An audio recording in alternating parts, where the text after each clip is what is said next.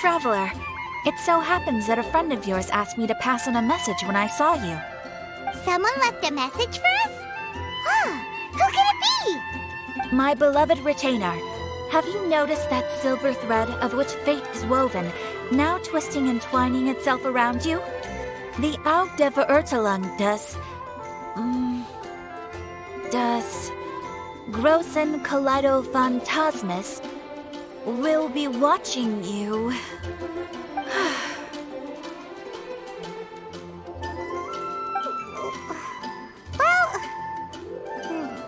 Apologies. This message is unusually difficult to recite. Would you like to hear more? Definitely sounds like Fischl's note. What should we do? Anyway, to summarize, Miss Fischl asked me to ask you to go to the plaza in front of the cathedral. Please meet her there when you have the time. She said that she will be waiting for you. Oh, Fischl. Such a mystifying message for such a plain and simple request. Well, if Fischl's expecting us, then let's not keep her waiting. Let's head towards the cathedral plaza.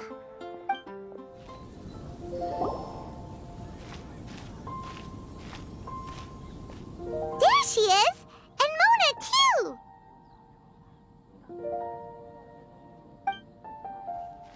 Oh, welcome, welcome, most loyal attendants of the Prinzessin.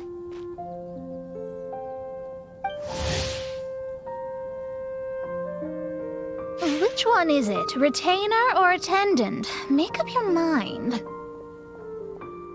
My apologies. Mein Fräulein tends to use exaggerated expressions when she's in good spirits. Hey, Fischl! You were looking for us, right? Sounds like the fun started without us. What's got you in such a good mood? And so, the whisper of eternal night summons you back to my side. Splendid. What a blessed reunion. A boon from beyond the eventide. Come, partake of this joy with me, my subjects. Traveler, Paimon, it's a pleasure to see you again. Mein Fräulein and I extend to you our most sincere greetings. Paimon wants to say a proper hello too, but Paimon has no idea how to, partake. A normal person in this situation would simply say, "Hi, traveler, how have you been?" The traveler and I are like intertwined stars in the vast galaxy. You of all people should very well know the fate foretold by this meeting. Precisely. Lady Magistus, please refrain from such unimaginative utterances. What now? Lady Magistus has long since become a citizen of the Immonachreich. She has been serving as court archmage under one's command for some time now. That's just my surname. Don't mind that. This is so embarrassing. You're here because Fischl asked Catherine to ask you to come, right? Indeed so, my archmage. Did even this appear in thy divination? Why, your powers are truly dangerous. Oh, for the love... No, of course not. You told me yourself that you'd left a message with Catherine. Excuse me. Anyway, in my case, she practically beat the door down to get me to come along. Whatever she says, please, don't be too astonished. Don't worry. We've been around the block. You can't faze us. Oh, faithful servants, one's homeland, the Immonachreich, which bears the darkest of all fates, draws near to this world once more. Stand with me in anticipation, for the glory of our kingdom is nigh. Wait, what? Indeed. Only one's most faithful envoys are fortunate enough to be privy to this great revelation. The Immonachreich is near Mondstadt. No, please. That will be most unnecessary. I know it sounds absurd, but there's actually something behind this, I promise. Basically, what Fischl means is... Lady Magistus! All right. Honestly, look at me. A genius astrologist forced into a juvenile role-playing game. The truth is that yesterday, Her Highness encountered the Spark Knight Klee outside of the city. Both being of great fame, they recognized one another instantly and began to converse. It was already getting dark, so, in that spirit of great compassion and care for which she is known, Her Highness personally accompanied Klee back to Mondstadt. On the way, Her Highness relayed to Klee the story of her origins. Upon hearing the tragic tale of the fall of Her Highness's homeworld, the tender-hearted Spark Knight inquired, with tears welling up in her eyes. Oh no! Is the Immonachreich really gone? Won't it grow back? Oh, mortal, your sovereign's heart is touched by thy sincerity and sympathy. But nay, the Immonachreich is an everlasting realm, and one day, it shall make its reappearance. Really? So how do we make your homeland grow back again? Oh, please tell me. Please.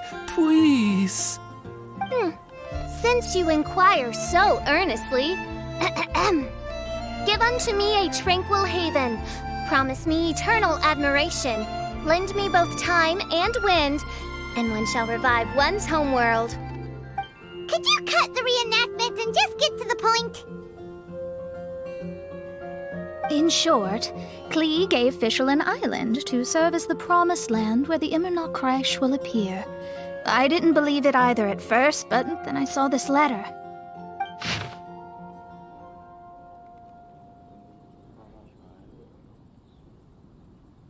Providence has gifted Main Fräulein with an excellent opportunity. Esteemed traveler, as Main Fräulein's cherished retainer, you deserve to bear witness to this grand moment with us.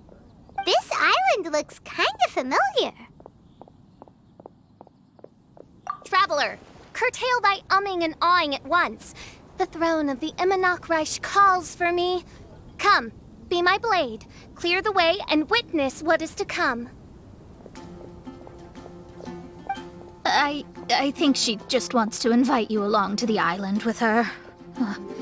That being said, I have a feeling that I'll be better off not performing any divination where that island's concerned. Huh? Why not? Klee is involved in this, which means her mother is probably involved, which means that old hag is involved. Whew. Thanks, but no thanks. You, who have traveled to the farthest reaches of the world, fathom the celestial path of stardust in the palm of your hand, and witness raindrops converge and become one with the undercurrent of destiny. You, yes you, Must chart the course that leads the way to the land promised to Main Fräulein by fate. Oh, Fischl doesn't know the way there. Since thou asketh for our help, Paimon can telleth you that we are good friends with the Spark Knight Klee, the Guides of Destiny. Come on, just play along.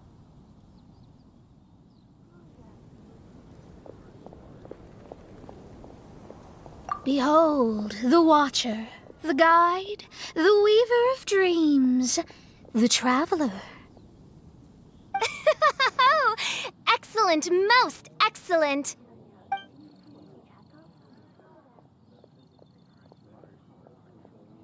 To sum up, Traveler, since you say you know the way, we'll let you take us to the island. I mean, the Promised Land. Oh, good, fine, done. Right now, Lady Magistus needs to go home to pack her things and catch up on some sleep. Your Highness, your other distinguished selves, let's meet at the city gate at 9 o'clock tomorrow morning. Very well. Then it is settled. One blesses you with an undisturbed slumber, Lady Magistus. You too, traveler.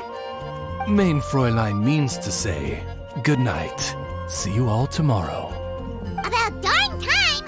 Good night!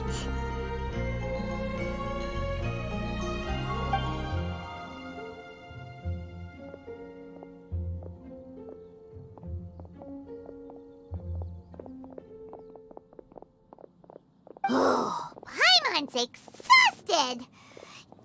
You all have proper rules. How come Paimon has to be a clock on the wall in the royal palace? Cuckoo! It's 12 o'clock sharp in the Immernachtreich!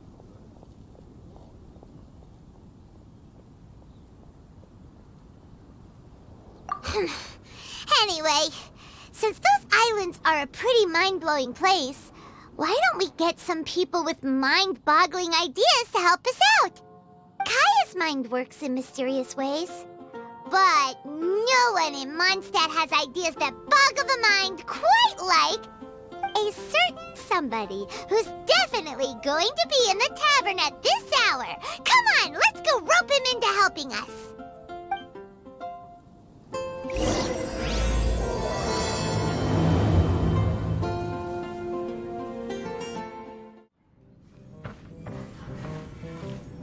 We're here, Tone-Deaf Bard!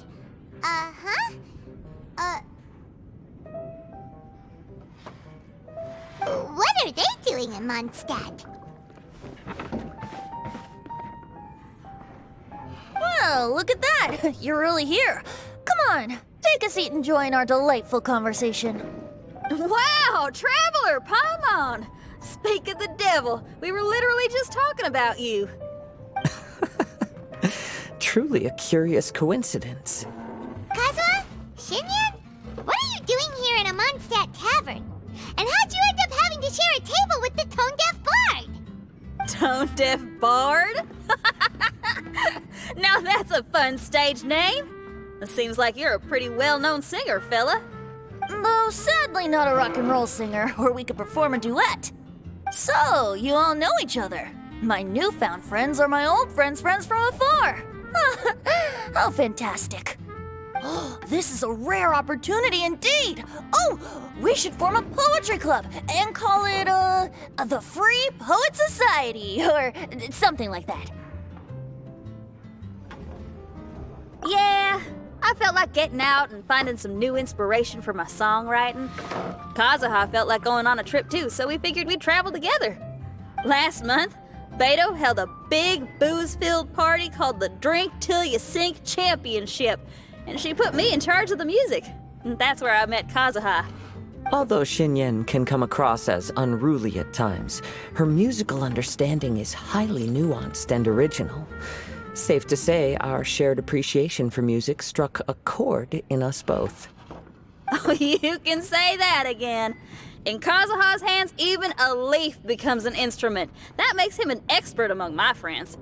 Starting from Liyue, we passed through Stone Gate and kept going till we came into Mondstadt. Then along the way, we saw this really awesome manor. It was something else. Oh yeah, we know the one. Our friend owns that place. Really? Y'all sure have a lot of friends. Well, whoever it is that lives in that fine place must be really loving life, huh? Guess so. Similar souls tend to attract each other. Traveler and Paimon, you must have exceptional taste, just like that friend of yours. Wow, you're too nice. Unlike some people who only ever seem to poke fun at Paimon. Ahem. By the way, do you know anything about the Iridescence Tour? It's supposed to be huge. Rumor has it that all 7 nations of Teyvat are gonna be involved. Well, so far it's mostly just empty promises. Anyway, it's supposed to be a music festival. The organizer really did a number on me last time. They canceled on me. But I hear that they're still active. I'd love to give the festival another shot, but wouldn't you know it, the plans fell through again. How can they mess up this bad twice in a row? Music is all about inspiration. Maybe the organizers canceled the show because theirs dried up. But fear not, weary travelers, for your journey was not in vain. It has, after all, brought you here, to me, to the Temple of Music. Your temple of music must have more than just good tunes. You're a bard, ain't ya? A song's gotta have a good story or it doesn't make the cut, right? Exactly. You understand the meaning of being a bard so well. To express my gratitude, I will even share one of these stories with you. Oh, you're a funny fella. Are all bards like you? I've met many bards during my travels, but none of them are as entertaining as you. I'm sure it all comes down to the richness of my imagination and, by extension, the poverty of theirs. And on that note, here is a fantastical tale that is sure to delight you all.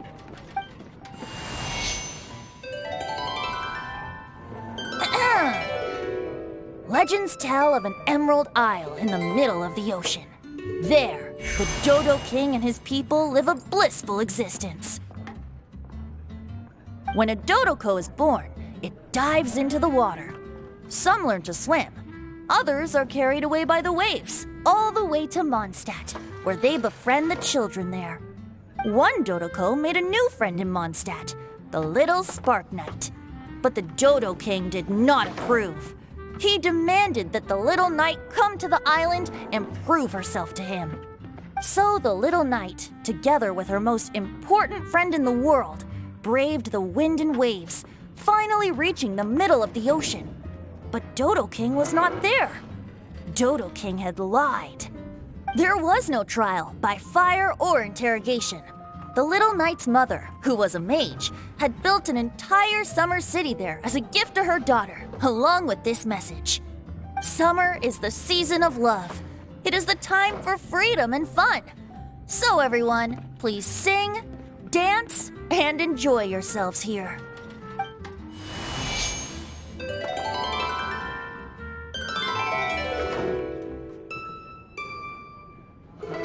The end.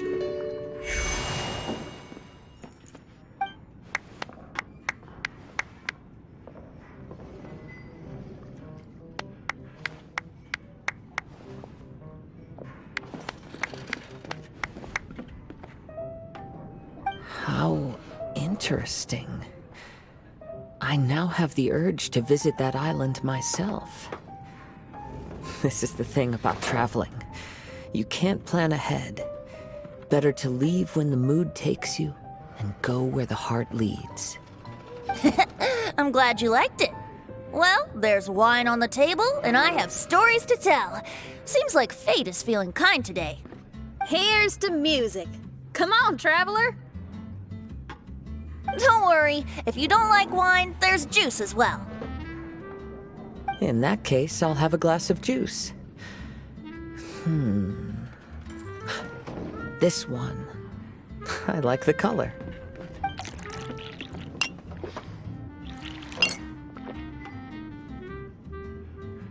Oh no! Kazuha! Uh-oh, this fella's drunk. But, wasn't he drinking fruit juice?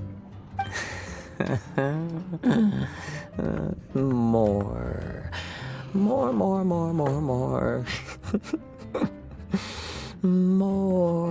More, please. Oops, I think I accidentally placed some fruity cocktails out there. My bad. Seriously? Anyway, guess it's time to talk about business after all that drinking. You came here because you need my help, I presume?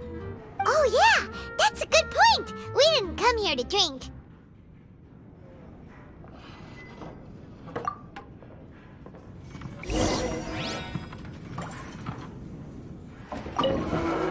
Kazuha? Kazuha! Oh, he just won't wake up. Looks like we're staying in the tavern tonight.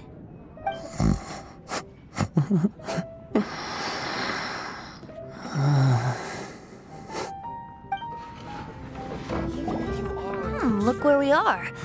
Yup, I can sense that you're about to tell me something very interesting.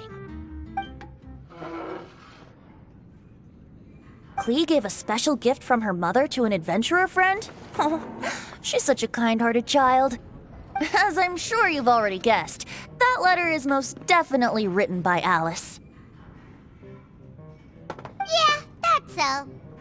Speaking of, guess which two people I ran into on my way to the tavern today?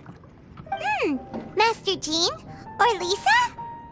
A mother and daughter, both with long elf ears and the most amazingly adorable personalities. Alice and Klee? Ding, ding, ding! Correct answer! The unaging mage was taking her teeny tiny knight on a vacation, and I happened to run into them. As a friendly greeting, the mysterious woman gave me a gift. She also said that if I meet any fun friends, I should share this gift with them. So now it's yours to keep.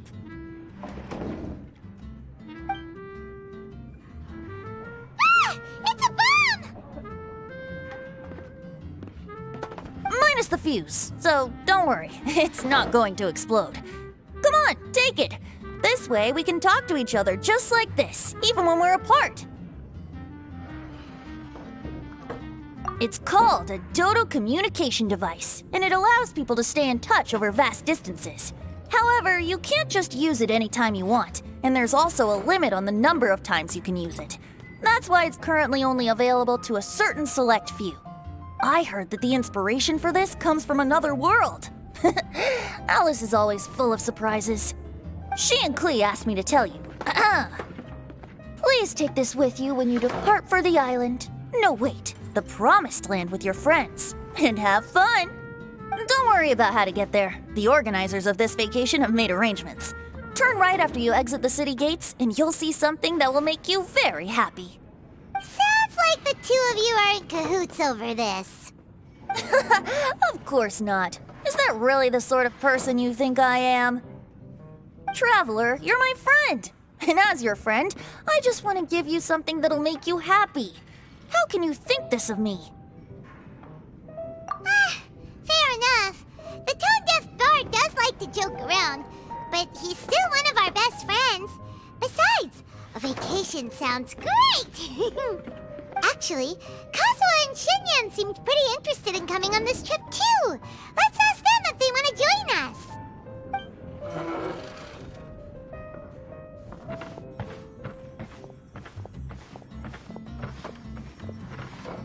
Ah, you're back.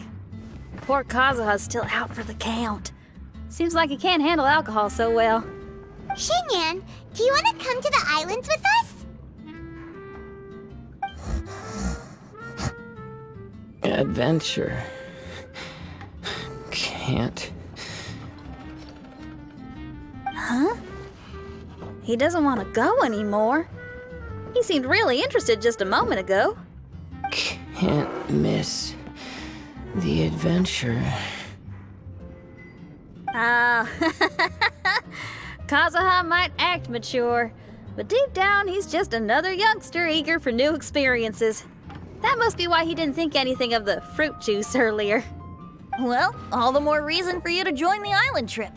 You know, a lot of people have praised the beautiful scenery there. Even bards. Okay, sounds like a plan. How do we get there? Someone's got it covered, apparently. There'll be a few others joining us on this trip, and we're meeting at the city gate tomorrow morning. We'll wait for you.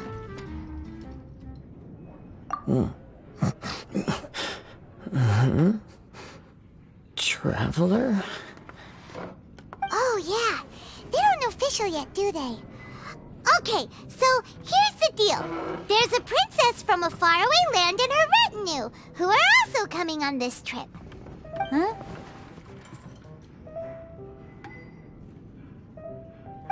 Paimon, don't get me wrong. I'm just asking to make sure. But from the way you're plugging this trip so hard, did the Iridescence Tour folks put you up to this?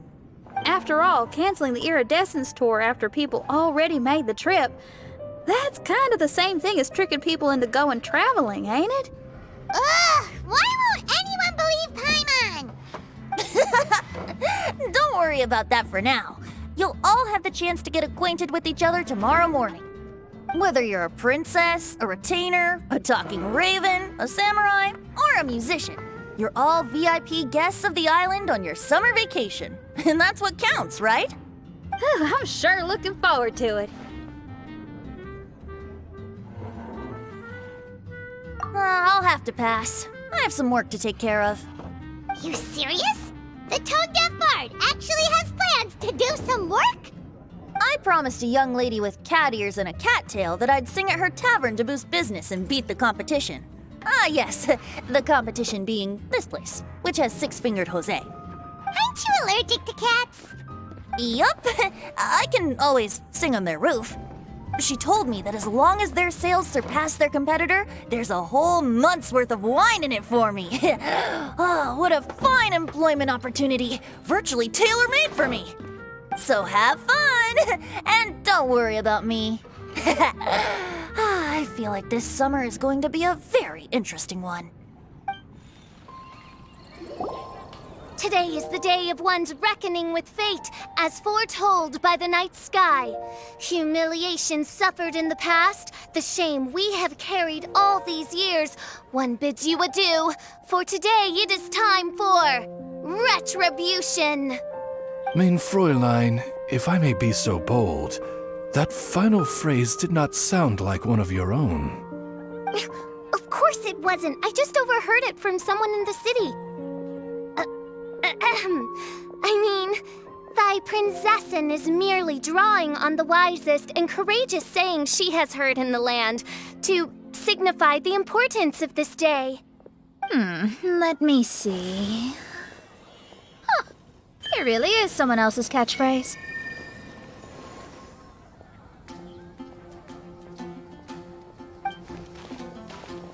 Wow, you're here early. Hi. Who have you brought with you? Oh, allow Paimon to introduce to you a fabled wandering swordsman of Inazuma and an enchanting musical talent of Liyue. Hey, I'm Xinyan from Liyue. I like rock and roll, sunny days, and good times. You must be the princess Paimon told us about. You sure do look the part. I hear you're from a faraway land. It's an honor to be in the company of dignitaries. And this lady over here, my family tells me that only the wisest scholars wear pointed hats like this one. Guessing that applies to you too? Oh, I like her. She can stay. Xinyan, your gaze pierces the dark veil of night to arrive at the truth beyond. I am in need of one such as yourself. Very well. You shall be one's musician laureate. She's trying to say thanks. You say all the right things. And the same goes for me too. Pleasure to meet you. I'm Mona, an astrologist. Oh, well, it's nice to meet you too. Mona is amazing. She can find out everything about you by divination. A princess, an astrologist, and an articulate raven retainer. In the company of giants, my humble self hardly deserves mention. I am Kazuha Kazuha from Inazuma. It is an honor to meet you all. What ho, Kazuha? Divulge thy epithets and thy vocation. Oh, Mein Fräulein would like to know where you work and what your field of expertise is. I'm afraid I'm just another wanderer. This guy is an expert in the sword arts. He parries blades that none have ever parried before, and strikes like lightning mere mortals could not hope to comprehend. What? Is he really that powerful? Let me take a look. Huh? Oh my. Hi, Kazuha. I'm absolutely delighted to meet a great swordmaster like you. Could we ask you to be our guard while we're on the island? One hereby declares you captain of the Royal Guard of the Immonocreich. For even Lady Magistus to praise your skills, you are surely one of rare talent. Okay, Lady Lady Magic... What? Oh, just call me Mona. Stop calling me that weird name. By the way, Lady Magistus, we found out how to get to the Promised Land. A legendary great mage gave us a big hint. Come on, everyone, follow Paimon.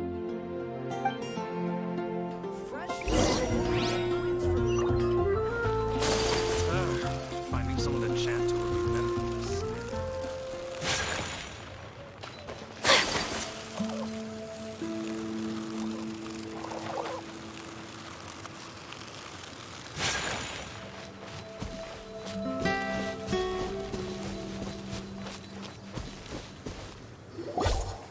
Look, everyone, here's our vehicle.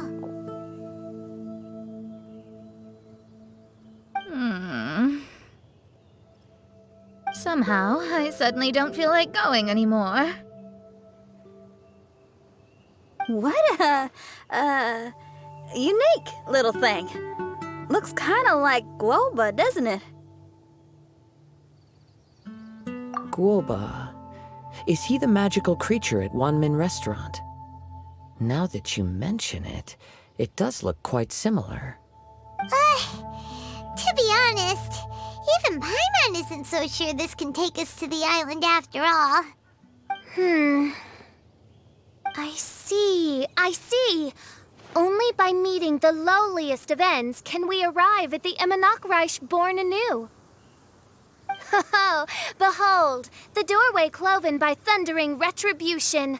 By such means as I once descended into this realm to bring retribution, do I now venture into the next. Come, Oz, lead the way. I will enter first. Main Fräulein need not worry. He's in. And now he's gone. Why, this truly is the path of retribution that leads to the Promised Land. Maybe I should just do a quick reading for safety. Lady Magistus, it's fine. This is Alice's creation. It's totally safe. Spare yourself the trouble. Just come with us. All right, I completely forgot. All right.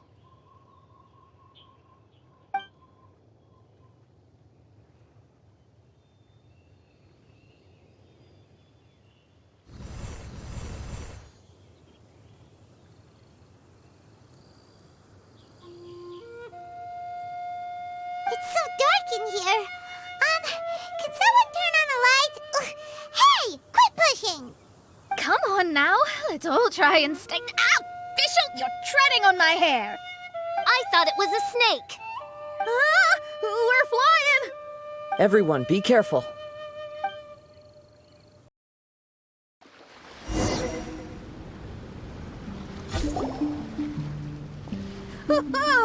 We finally landed. What was that all about?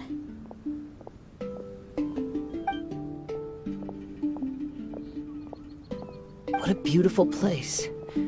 The wind is soft and the ocean is calm. And a pleasant scent blows on the breeze.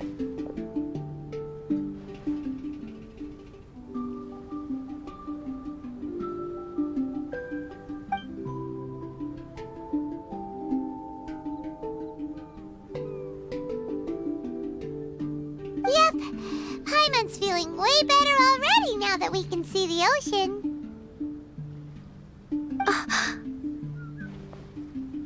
An ocean of life, and a land filled with flora. Main Fräulein, we have finally arrived at the Promised Land, whence we shall revive the Immonakreich. Oh, faithful retainers, this is the blessed paradise that one has been searching for. Here is where we shall witness the culmination of all things. I, who command the darkness, shall lead you to yonder gate of dreams. Shall lead you to yonder gate of dreams. Your Archmage Magistus thanks you for your kindness, Your Highness. In this moment, I offer my blessings to the Immonakreich. Mona, what are you, Don't ask, just follow my lead. Oh, right. Praise be to the Prinzessin. who has led us here to this sacred place. My sincere gratitude to you for inviting me to join you on this trip, Your Highness. Your happiness gladdens one's heart. How it delights me to bring us all together here at this most monumentally fateful of moments. Now, as I take my first step on this pilgrimage, I shall perceive this ocean of life with my own earthly vessel. After all, this is where my soul belongs. On the contrary, Lady Magistus, blessed as you are with the great power of Hydro, one yet finds too many impurities in thy soul. Main Fräulein means Lady Magistus is perhaps not the most talented swimmer. Oh, Fischl, that's enough. I'm happy enough to join in with the play acting without complaining, but how dare you ridicule my genius? Think you can swim better than me? I'll bring you to your knees, young lady. Oh my, Main Fräulein. Steel yourself, Main Fräulein. Oh yeah! Swimming race, swimming race! Whoever comes in last is a rotten egg!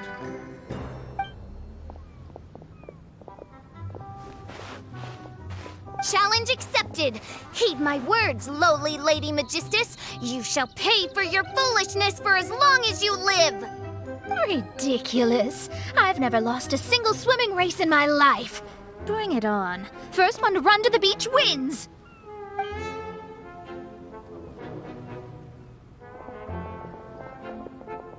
Are they serious? Running? I thought they were gonna swim.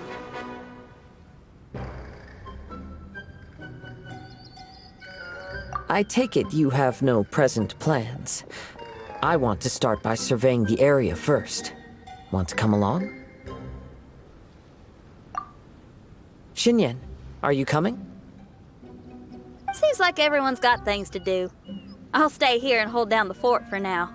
Mona and Fischl have gone swimming, and someone's got to set up camp. Don't worry, I got this. You're gonna take a look around, right? Well, make sure you let me know if there are any good views. Thanks, will do! Okay, I'll start by catching 10 crabs and 20 fish. Will that be enough for all of us? Maybe I should prepare something else. Hey, what's that huge weird thing over there? It appears to be some sort of machine. And an army cap with traces of hydro next to it. It seems that we are not the first to set foot on this island. Also, there are footprints here. Fresh ones. Likely no more than a few days old. Really? Paimon didn't notice them at all.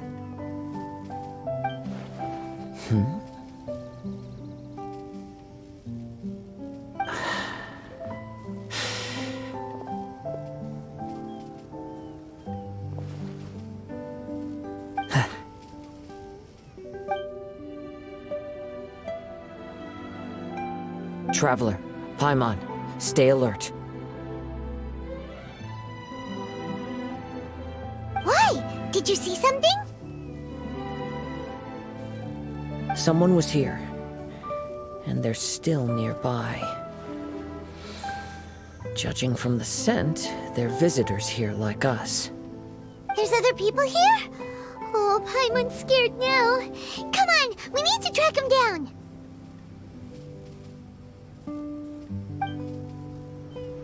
You said the cap had traces of hydro on it? Then let's follow the traces of elemental energy.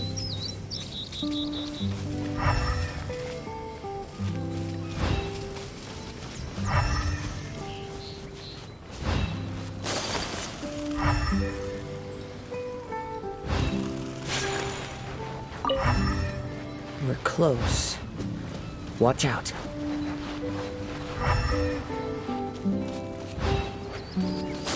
It's the Fatui! Incinerate! Disgusting. Why are there Fatui on this island? Is Isn't there a single place in this world without mint, sweet flowers, and fatui? Interesting observation.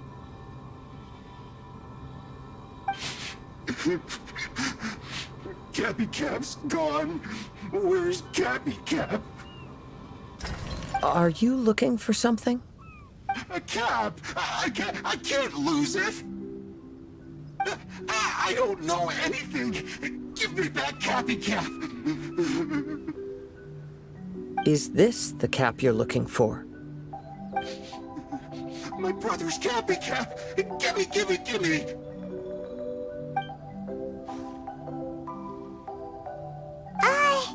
This guy is not the sharpest sword in the sheath. Don't bully me or I'll punch you in the... Monster!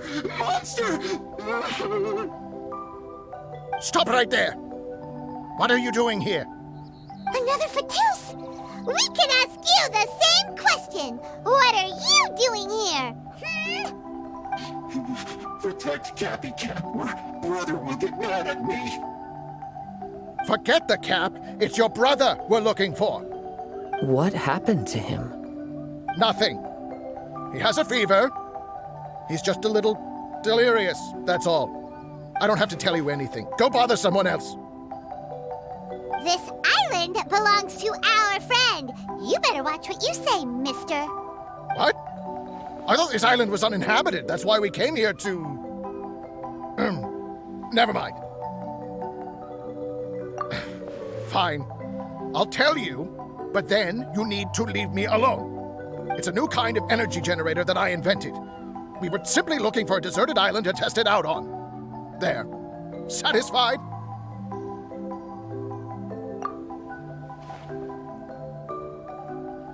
Yeah, and if you don't do as you're told, we'll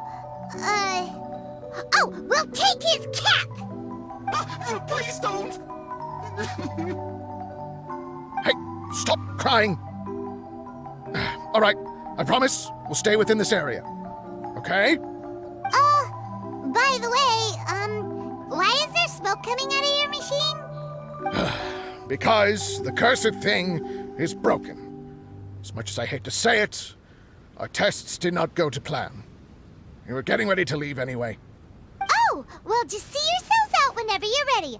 Bye! Come on, let's go.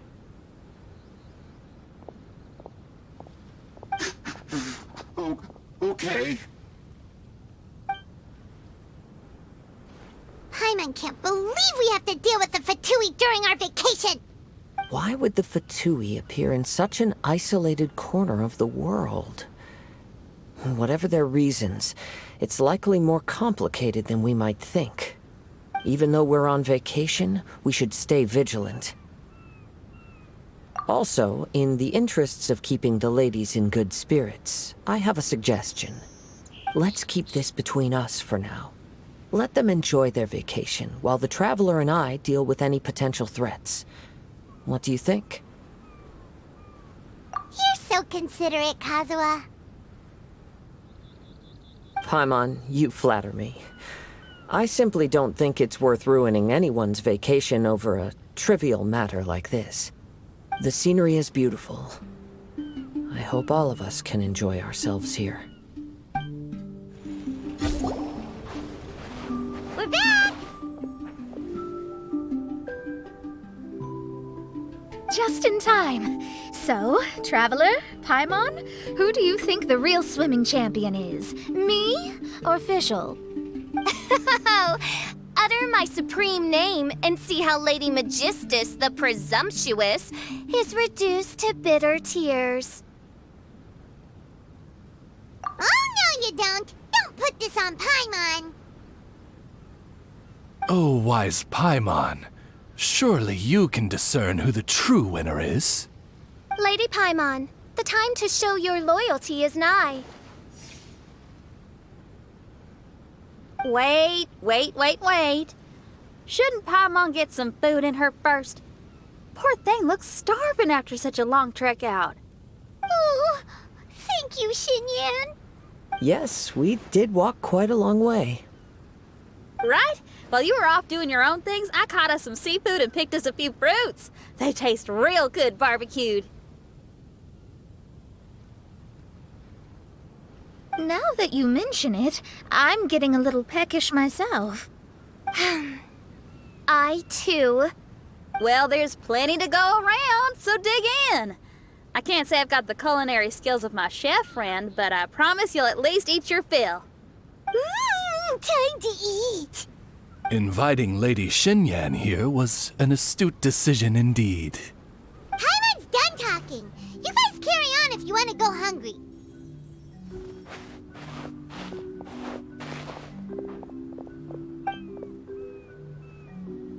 I love that barbecue smell. This tastes amazing. Impressive. Since Xinyan made dinner for us, allow me to take charge of breakfast tomorrow. Hyman too. Oh, Traveler, you forgot about something. Let's talk over there.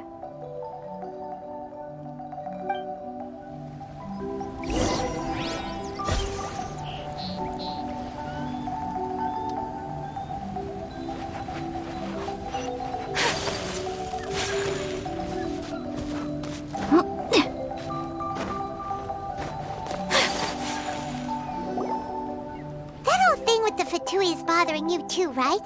Well, remember the bomb thing that Venti gave us? We can contact him using that. Wait, no, not a bomb. Venti said it's called a Dodo communication device. Yeah, let's ask Venti if he knows anything.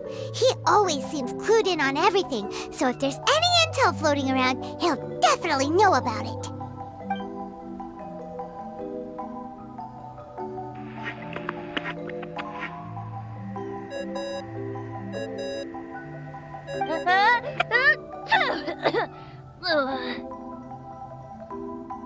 Hey, miss me already?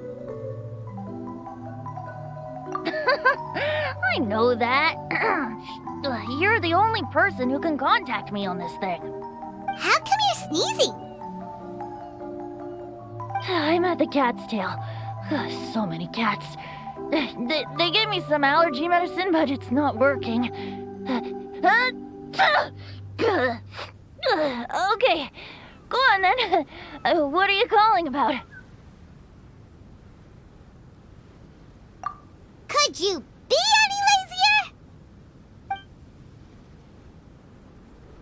Alright, well, Venti, there's some strange things going on this island. We ran into the Fatui.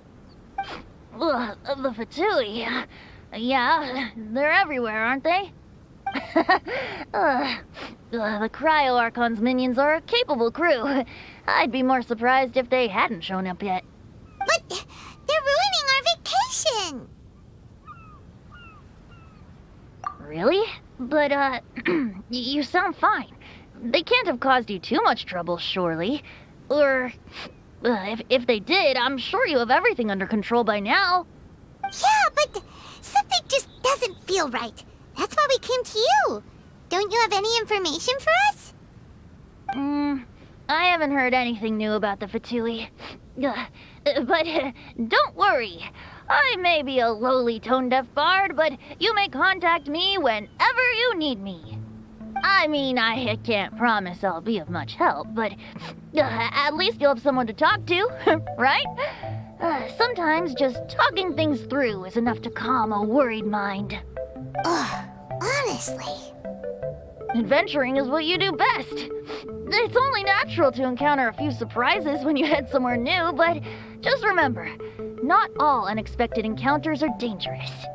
The same wind graces the seaside as that which wafts over pastures green.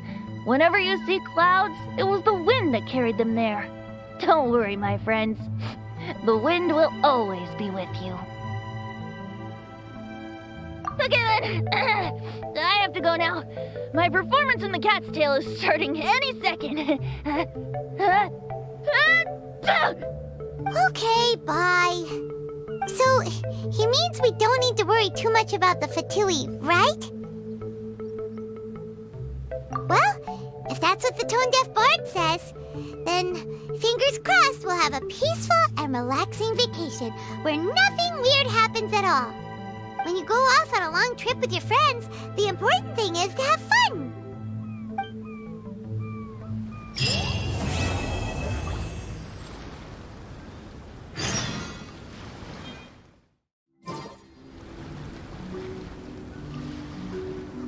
Wake up! Traveler, wake up!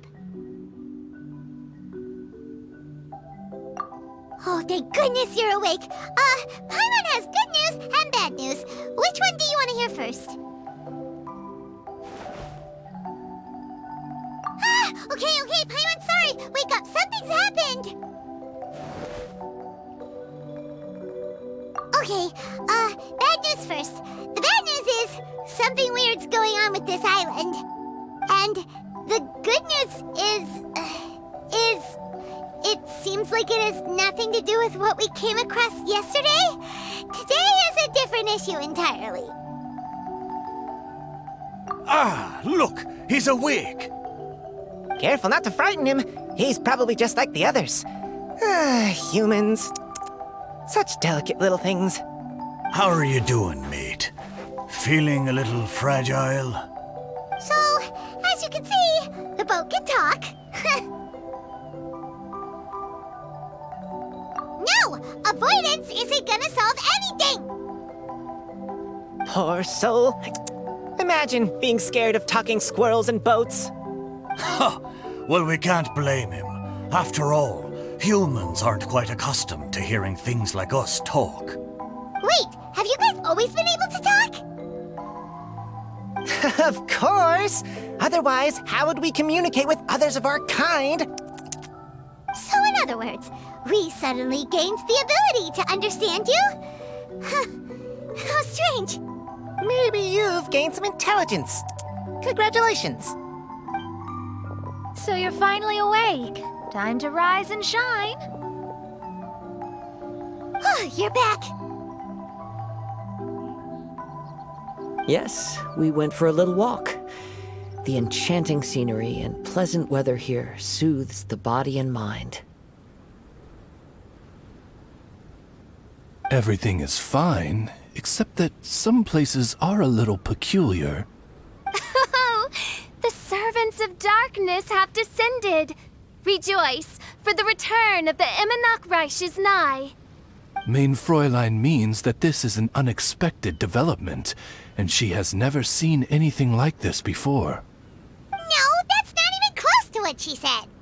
Oh, my apologies. Please take that as my own opinion. After last night, there have been some unusual spectacles on this island. Yes, swimming birds, flying squirrels, the sun and moon in the sky together. Some of these sights only lasted for a moment, but that doesn't make it any less bizarre. I heard a strange flapping sound on the island, but didn't see a single flying creature around. There was also a peculiar floral scent on the wind. Though there are many flowers on this island, that scent did not resemble any of them. Seems to me like whatever these things are, they aren't visible to the naked eye. I tried to perform a divination, but my scryglass showed only a chaotic mess that was impossible to decipher. Oh, Paimon has a bad feeling about this. What have we gotten ourselves into? I had resolved to summon the Immonok in this land, but now we observe these puzzling phenomena. Could this be the spawn of the condemned, trying to thwart my sacred endeavor? Wait, you don't think Alice could be behind all this, do you? But if it really was her, it wouldn't make sense to do all this. Look at them, old chap. Seems we scared the pants off them. Aye, well, they've never seen anything like this before. This old boat sailed all over the briny seas in its time, and tried talking to many a sailor too. But in all that time, not a single person has ever spoken back. Exactly! If it weren't for this environment, who would have thought humans would be able to chat with us? This environment? What do you mean by that? Oh, the environment. Could it be that the environment is what's interfering with my divinations? Even if you were... Dreams aren't supposed to become reality, right? And a dream won't make you suddenly understand boats and squirrels. What's wrong? Look! Over there!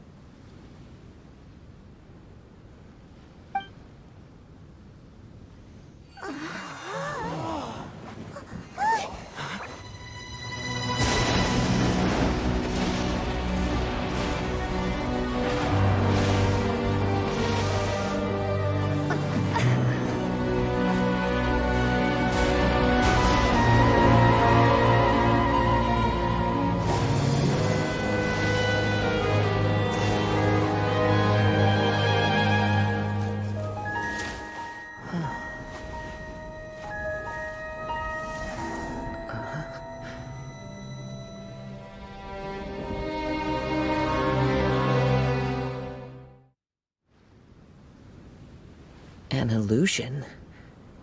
No, it felt too real to be an illusion. Those things we saw flickering in and out. That's exactly what I saw earlier this morning. Does this mean the Imanagrish is real? Wait, what?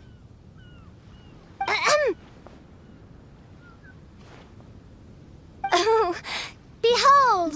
The Imanagrish has come, just as your Prinzessin had prophesied. Come, my people, a new chapter awaits us. Indeed, main Fräulein. We all have witnessed this miracle with our own eyes, and now is the time to celebrate the creation of a new world. Rejoice. Welcome to the Imanagrish. She looks so happy. Paimon doesn't have the heart to interrupt her right now. Oh, she doesn't seem surprised in the slightest. Does that just come with being an experienced adventurer, or...? If this isn't an illusion, we ought to go and investigate. I got an idea. If you hurt yourself in a dream, you wake up right away, don't you? Yes, you have a point. Right? So come on, Kazuha, hit me. I'd rather not. How about you hit me instead? But that'll hurt real bad. Hey, there'll be no need for any of that. Just leave it to us. Hey, Traveler, can Paimon hit you? I like your senses of humor, me hearties. An illusion. So, talking boats and squirrels are just an illusion to humans, huh? Now, it's understandable, old chap. Haven't you heard? As humans grow older, they forget many important things and lose many of their abilities. Aye, so they do. A pity, to be sure. Thinking back, in all those years I spent sailing with the fleet, I would have never imagined that one day I'd be laughing over something like this. Well then, me lads and lasses, don't you want to take a wee gander at all the places you're so curious about? Of course, but how do we get there? Look, here. At what? Blimey, at me, of course. Oh, that's right. I forgot to introduce myself. I'm the smartest chip you'll find in all of these parts. The name's... just call me whatever takes your fancy. Don't you have a name? That I do. I just can't remember it. All I know is that I came here from Inazuma. In that case, Paimon shall name you... Mitaboru! How's that? All the other ships in Inazuma seem to have names ending in Ru, too. Mitaboru. Ha! That'll do nicely. You're lucky to have met me. I can sail through the choppiest seas with ease. There isn't a wave out there that can capsize me. So, come aboard, and I'll take you wherever you'd like to go. Ah, how very kind of you, old chap. Unlike that Animo Archon who abandoned us here. You know, the Animo Archon of Mondstadt. Don't you know, some of these islands used to be Mondstadt's mountaintops.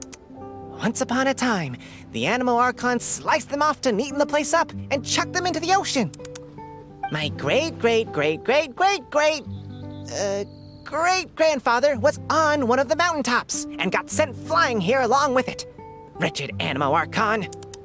How could that happen? And we've been living here for generations since then. Fortunately, there were a few other squirrel families that got stranded on these islands as well, so we built ourselves a kingdom here. The good thing is that there are no predators or competitors around. All the pine cones on this island are ours for the taking. The bad thing is, we're stuck here. Didn't see that coming. Sounds like the Immernachtreich is a kingdom of squirrels. Hold thy tongue! Paimon, please do not make such slanderous statements. The Immernachtreich is, of course, a kingdom of night ravens. Hey, lad. Yes, you. You're from Inazuma, aye? That makes us brothers, ha! Every young lad of Inazuma has to pluck up the courage to set sail on an adventure one day. So, are you coming? To set sail is to leave one's homeland and travel far away. Aye.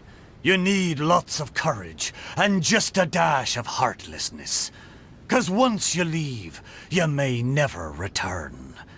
But if you stay, you're forever a prisoner in your own heart. Inspiring words, Mitoboru. And you're right. The Wanderer's spirit runs in my blood. I'll go with you. My friends, are you coming too? I want to take a look at the strange phenomena on that island. Also, I smell ancient timber and waterproof varnish on this boat. The scent is indeed from Inazuma, so I believe he speaks the truth. Huh. Well, what does everyone think?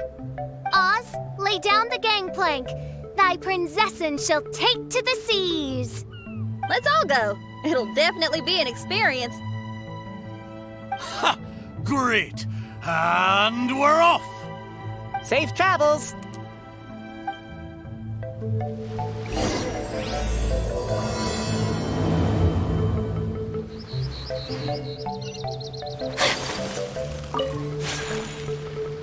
Hey, friend! Your eyes betray your thoughts. You still look very bemused. Oh, come now. Do you see me acting surprised at the sudden arrival of you and your party? Well then, I'm sure we can get along quite amicably. If you want to know where the most scrumptious pine cones are, come find me anytime. Mondstadt, I wonder what it's really like.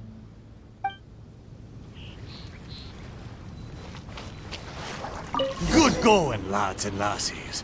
Mitoboru admires your bravery. How long have you been here? Oh, it's not your first time. Ha! Well, I never.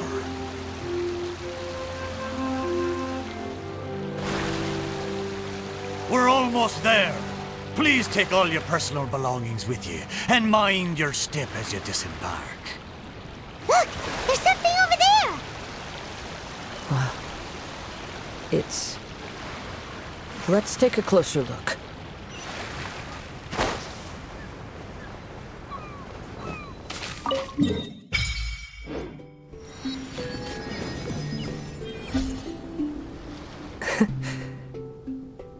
Well, I certainly didn't expect to see you here. This is a bonsai pot, right? It's nice, but it looks like it's been a little neglected. This bonsai was in my family for many generations. I saw it once in a Tenryo Commission warehouse, but it looked quite different from how it does now. At that time, there was a withered tree inside. Why would someone keep the plant in there if it's dead? It's a way of sending a secret message. It indicated that there was something hidden inside the flower pot. There was a letter buried down at the bottom, which told of an ancient secret in my clan. I did not take the bonsai with me after reading the letter, which means it should still be in the warehouse now. I wonder who removed the plant and placed the pot here. So the bonsai pot belonged to your ancestors? Seems a shame to leave it empty like this. Kazuha, what do you think about maybe putting a little something inside it? All right. Though I still don't understand why it has appeared here, I can give that a try.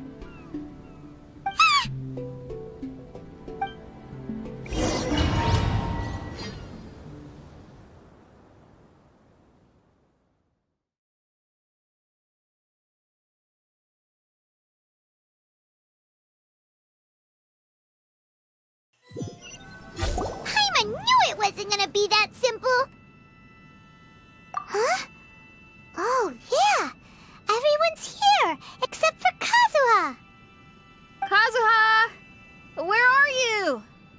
Are you okay? No response. Well, let's keep an eye out for him. Look at the decor here. It's like the inside of a grand mansion. I don't think this is a perilous maze. It's somebody's home. Most curious. What secrets lie within this place I shall surely uncover.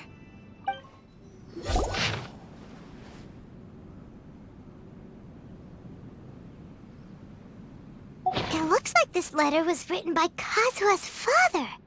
So keeping bonsai plants really does run in the family. But the fact that we're even here and could see his father's notes, it just seems so unbelievable.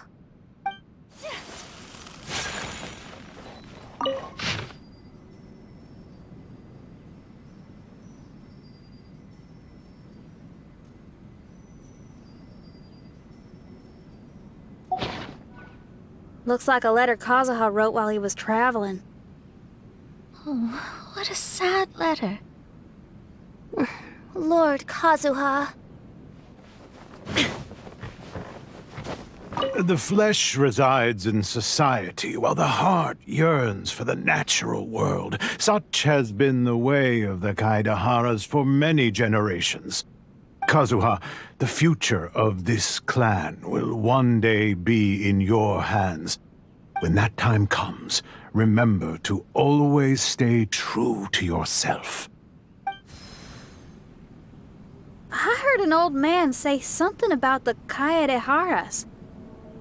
Sounds like it might be Kazuha's grandfather.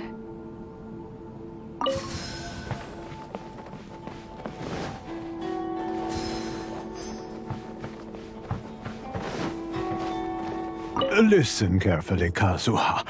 A Kaidahara blade is not forged for the purpose of harming people.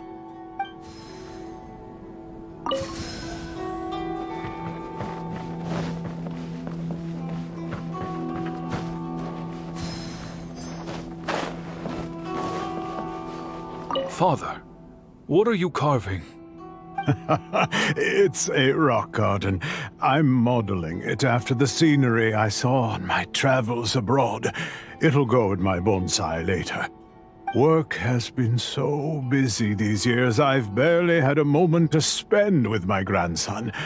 I hope he doesn't take after me. When he's older, he should get out there and see more of the world. I believe the other voice belongs to Lord Kazuha's father. Oh, I see. We have ventured into Lord Kazuha's memory.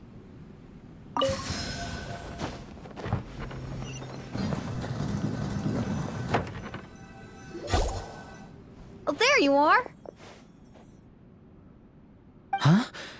Where did you all go? This place This is a maze. We all got trapped inside except for you.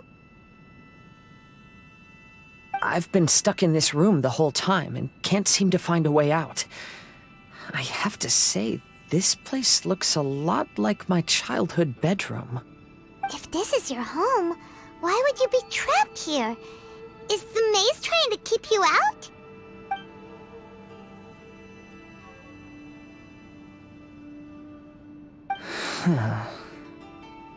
It appears that this whole maze is modeled after my family home.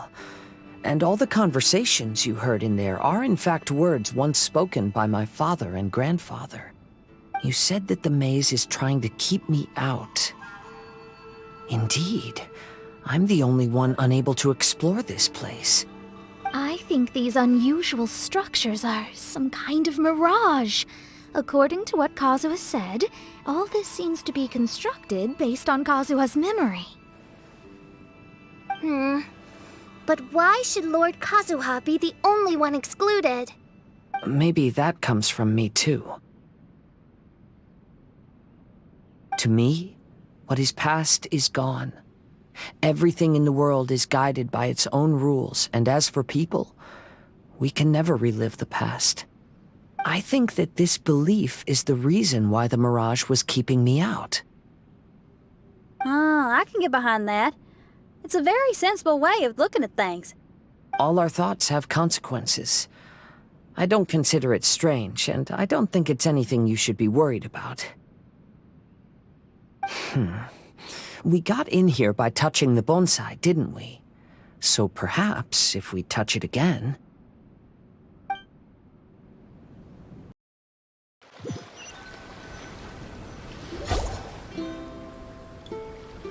We're back! Hey, look! That whole mountain's changed completely. Wait. Everyone, I might have an explanation. The changes in the mirage could be related to the bonsai. My father once mentioned that this pot was originally part of a collection belonging to my great-grandfather. He adored his bonsai and always took great care of them. When our family fell upon hard times, my grandfather traveled far and wide looking for a way to save the clan. However, during that time, my great-grandfather became gravely ill. He knew my grandfather had no interest in bonsai, so before his death, he gave most of his carefully crafted bonsai away. This is the only one he retained. To hide the letter with that secret in it, right? Yes, and to give his son something to remember him by. My grandfather returned quickly as he could, but my great-grandfather had already passed away. They never got the chance to say goodbye to each other before the end. After that, my grandfather would spend long periods of time standing in front of this bonsai, lost in thought. Eventually, he started to make his own bonsai. Unlike his father, he preferred arranging rock gardens instead of plants. Perhaps influenced by my grandfather, my father also took a liking to crafting bonsai. Back then, our courtyard was filled with all kinds of them. And this flower pot was passed down to me as a family treasure. It's certainly no coincidence that it appeared here and became the entrance to the mirage. It's almost as if it's giving me a chance to make up for past regrets.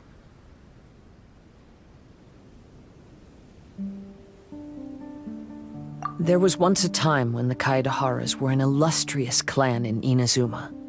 After the Raiden Gokaden incident, our clan's fortunes took a turn for the worse.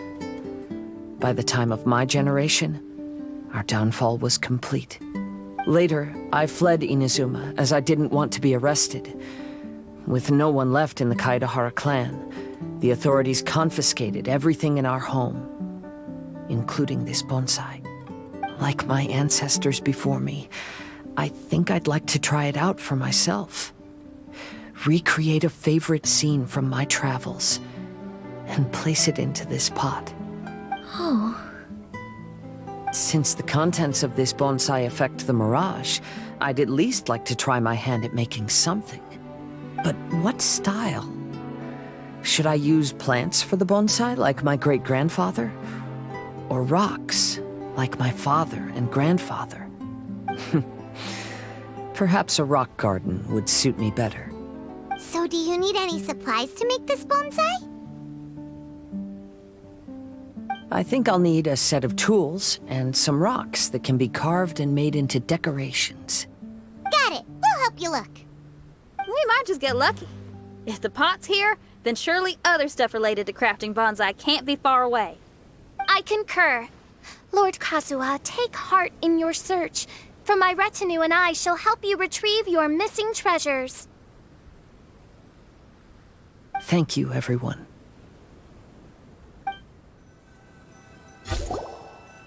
Wow, it's a new place. As was the case last time, only Lord Kazuha is missing. Don't worry, leave it to us. This will do. Ah, Kazuha. You've come just at the right moment. What do you think of this rock carving? It's very intricate. I based it on a mountain scene I saw in a book. You know, there are nations in this world where the mountains reach all the way up into the clouds. If only I had the chance to see them with my own eyes. Father, you can go anywhere whenever you want. That's not true. Though the Kaedehara clan is far from what it used to be, I still bear all the same responsibilities as the clan heads before me. But then again, continuing in the way of our forefathers, sacrificing everything for our declining clan, is it really worth it? But I don't understand. Kazuha, there's one thing I want you to always remember. Family ties are important, but you ought to not let them hold you back. Family only exists because of the people in it. If we are unhappy, how can we hope to build a joyful one? The events of the past have had a profound impact on our family, but they are not your burden to carry. If you ever grow tired of this tedious life, just drop everything and go off on a journey. See the world. Remember, Kazuha, don't let yourself get tied down in life. Yes, Father.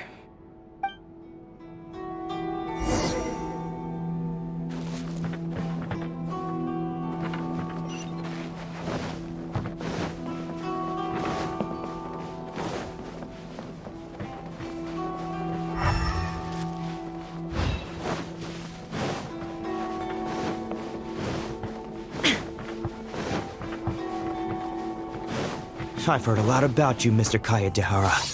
It's my honor to meet you today. It is Kazuha's honor to duel with a military man like yourself. Kazuha, get ready.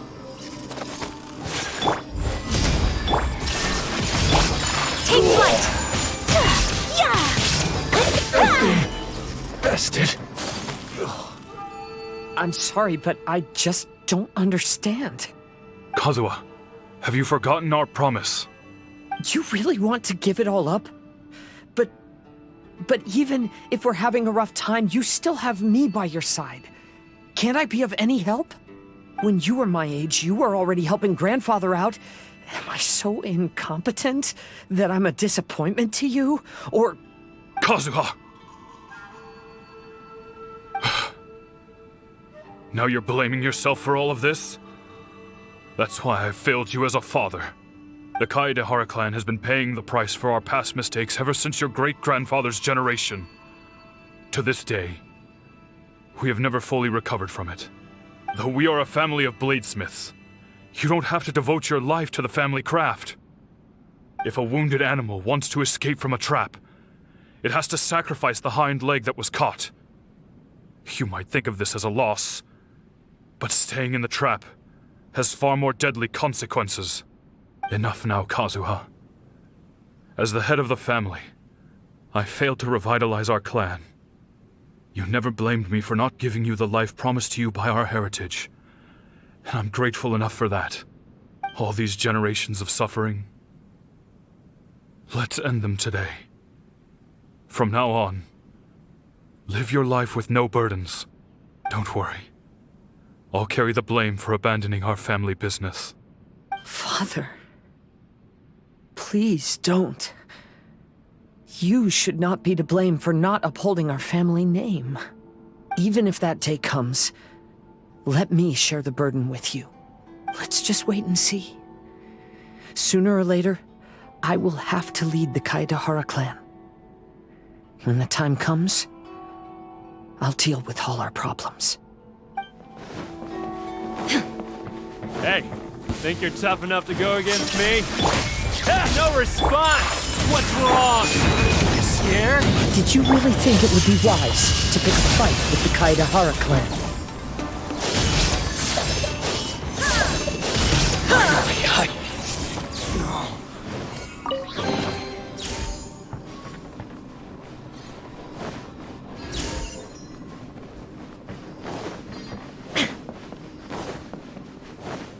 The Kaedehara clan is no longer what it used to be. That's Kazuha's voice!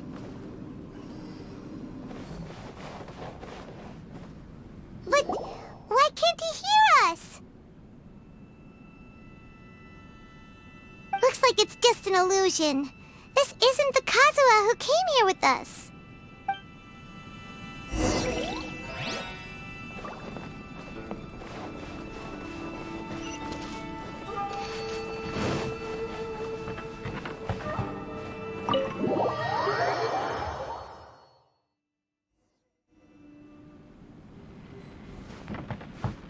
Maybe if I were more adept in the sword arts, I'd be able to share my father's burdens.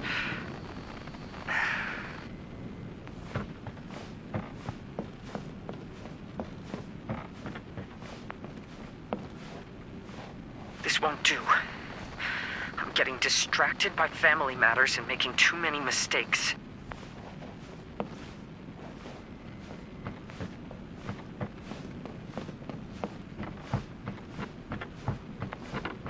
I yearn to hear the song of nightingale. My patient ears ready to attend. A veil of mist obscures the western skies. Into its midst, a silver moon descends.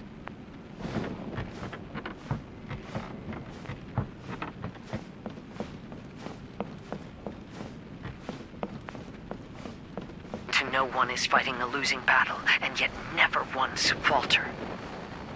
This shall be my father's legacy.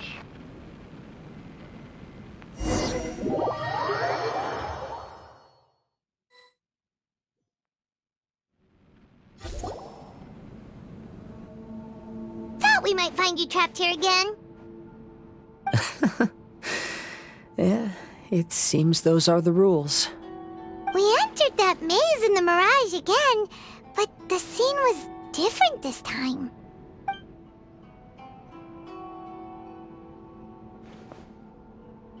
The mood was more deflated, and the place more humbly furnished. Yes, that makes sense.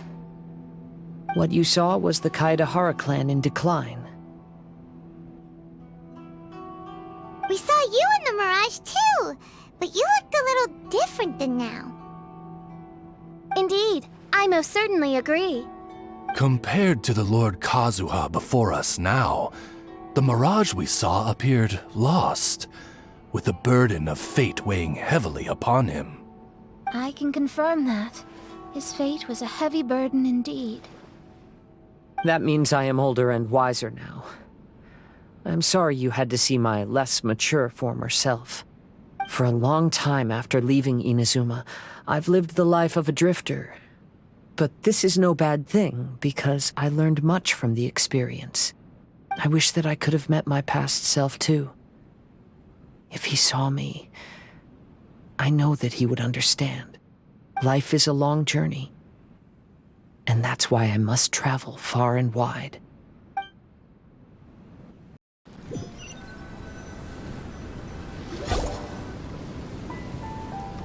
Just as I thought. The bonsai is the key to entering the mirage. Come on, let's continue for the rock garden. What's happened here? Everything is broken! Alas, the loftier the clan, the more devastating the fall. Broken into pieces and not a single soul around. This must be the way things ended. Come on, let's get moving. Master, we're the only servants left. Are you sure about this? After we're gone, who's going to... Don't worry. I'll be fine. Your mother died early, and now that your father has left you, you're all that remains of this clan now. I suppose that this is the last time we will ever see each other. Master, please take care of yourself. Everyone, on board! Farewell.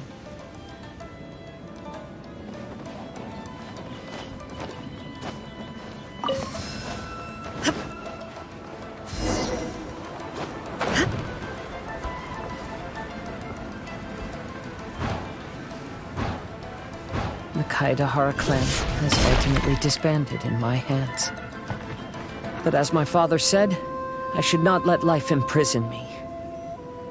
Perhaps living the Wanderer's life is what was meant for me after all.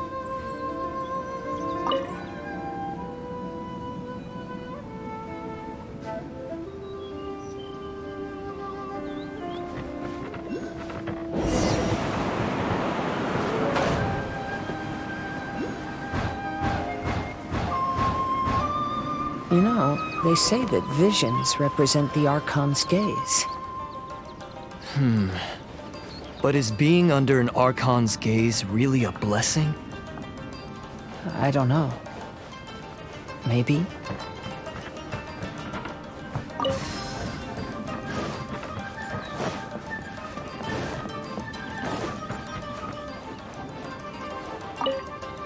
I have traveled far and wide in Inazuma since leaving home, and seen many new things along the way. Though material luxuries have not been a feature of my journey, it has yet been a rich and rewarding one, with the boundless earth and sky to call my abode, and all the wonders of nature as my partners in poetry. Vision Hunt Decree! Hand over your visions now! This way! Hurry! I know very well why people resist against the Vision Hunt Decree. Ambition is our power in its rawest form. We cannot live without it. When no other option remains, I will leave.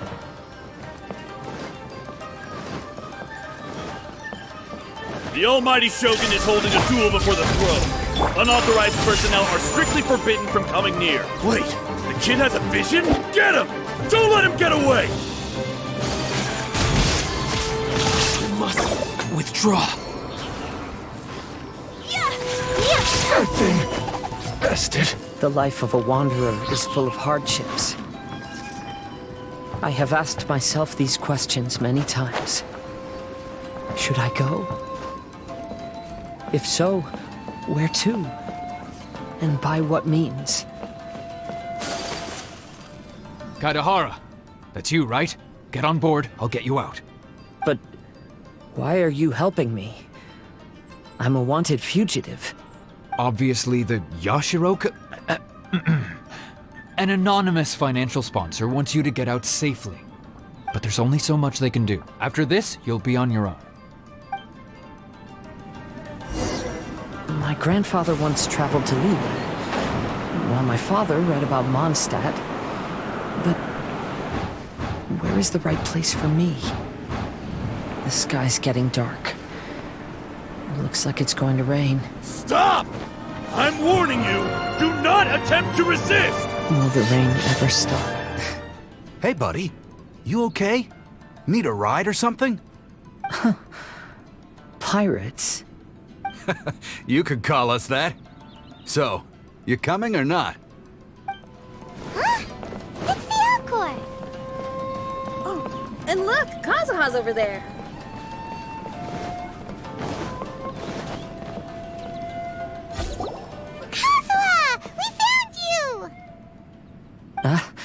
Good timing. I was just reflecting on my life so far, and I think I'm all up to date. So, what do you think of the Kaidahara clan's bonsai?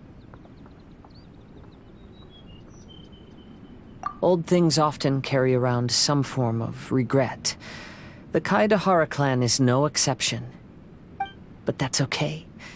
Partings produce reunions. If not at home, then in a distant land. Oh, this mirage is quite fascinating. It presents life like a stage play, with each scene more captivating than the last. They say that astrologists have seen it all. So if this mirage intrigued you, that says it was a worthwhile encounter. How fares thy mood? Main Fräulein inquires as to your present well-being, Lord Kazuha, hoping your heart is not too filled with sorrow. There's no way anyone could be cheerful after reliving all that. You have a point. Thank you all for your concern. Fortunately, all those things are past and gone now. When I first saw this bonsai, I thought of the possibility that I needed to wait for you. Perhaps that was why I had to be here on my own. There was supposed to be a dead plant in that flower pot. However, there was nothing there. While we were separated, I had a lot of time to reflect. I think I finally understand now. The mirage is me. The empty flower pot represents the state of my heart. When the heart is clear, the world is too. And when the heart is unladen, the same is true. Clear and unladen. That describes how I feel right now. Although I would not say there are no regrets in this. To be unladen is also to be empty. That's why this bonsai appeared as part of my mirage. It gave me a chance to fulfill my wishes. I never realized that deep down in my heart, I also wanted to make my own bonsai. Perhaps this is what it really means to keep Kaidahara traditions alive. Have you finished doing what you wanted to do, Kazuha? Yes, you could say that. You saw my past self and said goodbye to him. Only when you witness my whole story does it become truly consigned to history. What really matters in life is not how strict we are with ourselves, but the connections we make along the way. There's no future for those who linger on the past. So please believe me when I say that I've already come a long way. And I intend to go further still. I will always treasure your support. I often travel during storms, which means my eyes are often blinded by the rain. Many times, I couldn't even see what was right in front of me. One day, I finally reached the top of the mountain. I looked out with the clouds beneath my feet and only the gentle breeze murmuring in my ears. The highest mountain is a clear and enlightened heart. Here, there is no self, no hatred, no regrets, and no desires. Let's embark on a journey, for I am the breeze. We will meet again, no matter how far along the road. Life has just begun, and maybe the whole world can be my home.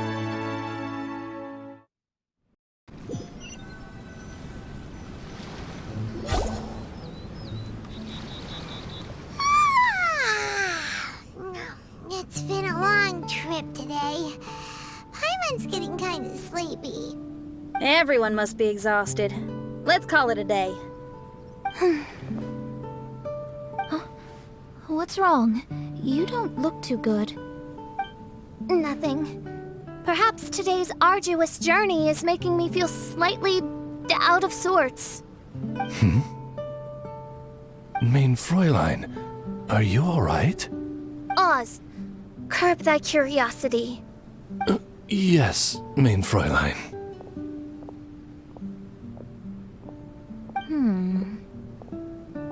I'll see if I can find something for us to eat. Go ahead and rest if you're feeling tired. But anyone who's up to it is welcome to help out. I'll help. Oh, me too.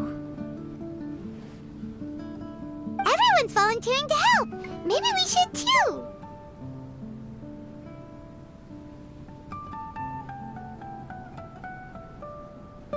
Whoa, hey! I appreciate the enthusiasm, but, Her Highness looks kinda gloomy. Mona, you two seem close. Why don't you keep her company for a while? You noticed it too. I was going to bring it up with you while we were preparing the food. In that case, yes, just leave it to me. All right, we'll prepare the food.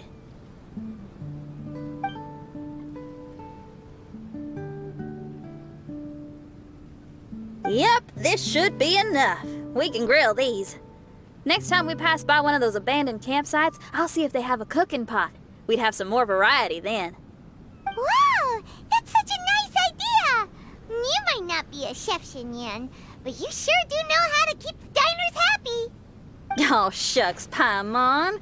It's no big deal. Just doing what I can. Even the crewmates of the Alcor consider Xinyan someone they can rely on. We feel the same way about you too, Kazuha. We sure do.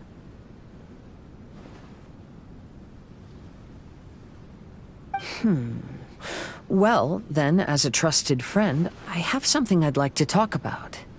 From what you've been saying, that miraculous mirage seems to have been based on my life story to date. It felt just like a dream to me. In other words, you've always wanted to make your own bonsai? Could that be it? All that was a means of granting me something I wished for? And since this happened to me, does that mean it could happen to everyone else, too? I agree, but I wonder whose mirage we'll encounter next.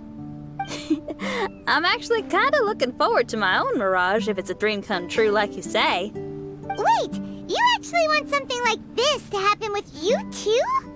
Oh, heck, any mirage to do with me would probably be music related. It'd be a good chance to showcase a few tunes.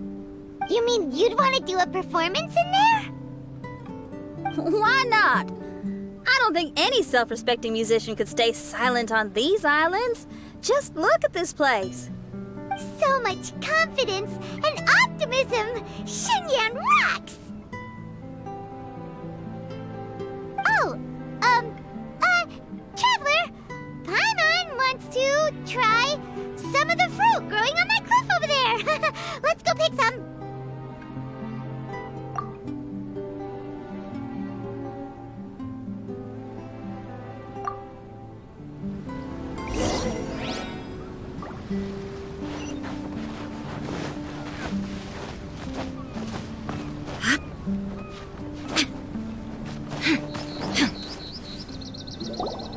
So, those strange houses today, huh? And, a mirage bonsai? Oh, basically lots of weird stuff today. Do you think we should tell Venti about it?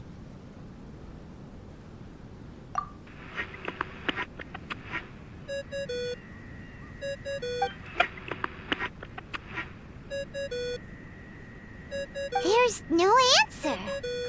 That's weird. Why is he ignoring us?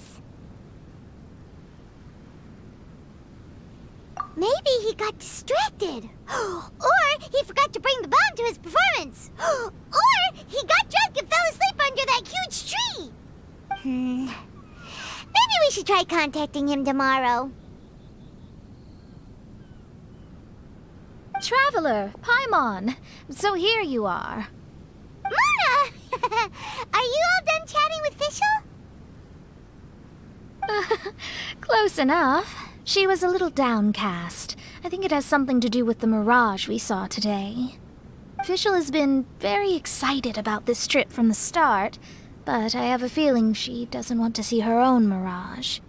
Why? It seems like this would be the kind of thing she really enjoys.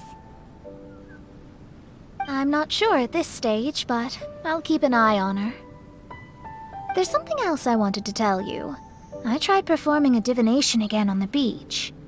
My scryglass was still blurry, but I felt a force coming from within. I couldn't see its exact position, but I knew that it was changing. How could you tell that if you couldn't see it clearly? How can I explain this concept to non-experts? Oh, I know. It's like we're sitting in a room and there's a crack in the walls. We don't know where it is, but everyone can feel the wind rushing in. Not only that, but the room is getting colder. Oh, Paimon gets it now. So you want to find where that crack is, right? You could say that. I need to see the crack first before deciding what to do next. Seems like similar things happen every time I'm with you. I'll attempt divination, read the signs, zero in on the target, then solve the problem. You're surrounded by all kinds of friends, secrets, and destinies. It's incredible. No, you're incredible! You helped Fischl and us solve that Leonard situation! All things considered, I suppose. Let's hope we can all stick together and resolve this, like we did last time. When you say together, do you mean the two of you? Or all three of us?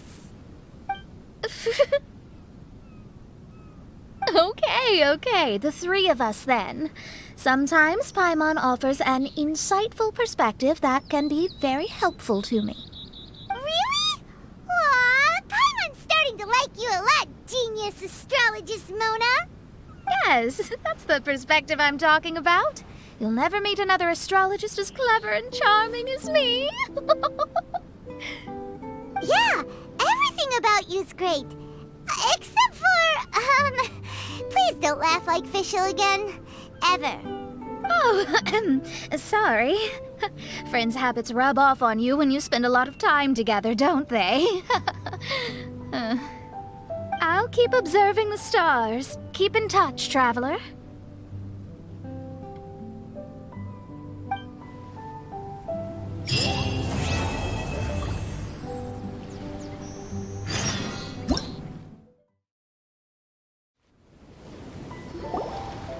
Lazy bones, the sun's so high it's right in your eyes!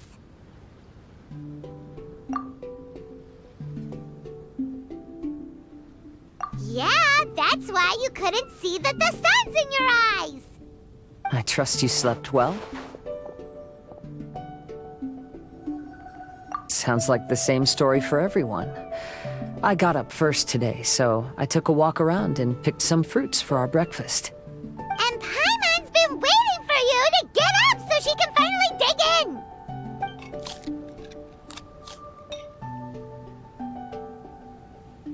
Huh? Fischl left? First thing in the morning? Yeah, she seemed unwilling to stay with us. She said she had some other work to do for the Adventurers Guild. A likely story. What happened to coming here to restore the glory of the Immernachtreich? Now she has guild work to do all of a sudden? Judging by that look on her face, there was probably something on her mind. We tried sending Mona to comfort her like before, but she said Mona doesn't understand the work of the Adventurers Guild and can't go with her. She didn't even make up some excuse about the Immernachtreich to get some time alone? Huh. That's out of character for her. Then she must be feeling quite troubled. I'd love to help her as a friend, but she was right about one thing. We're going to explore another island today. Yep. Votes are in. It's unanimous. Oh, yeah, about that. Paimon went ahead and voted for you. She said since you're always together, her opinion counts as yours and vice versa. Well, you're an adventurer after all. Paimon knew you'd want to go exploring.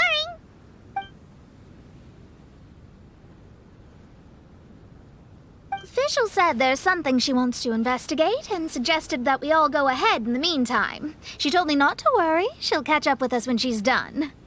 Despite her quirks, she's still an experienced adventurer. I think we should trust her. I haven't known her for long, so this is just an observation, but it seems like she's struggling with some internal conflict. That seems about right. In conflict with others, you either resolve it or let it be. But when the conflict is within yourself, it's much harder to do either. I've also had a time like that in my life, so I understand what she's going through. It may be best to give her some space. I agree. Still, it's a pity for today's adventure. Adventuring is always more fun when everyone's together. Xinyan always has great team spirit. Oh, one other thing. This morning, we saw a mirage on the island in the north. We can go take a look once you're done with your breakfast, traveler.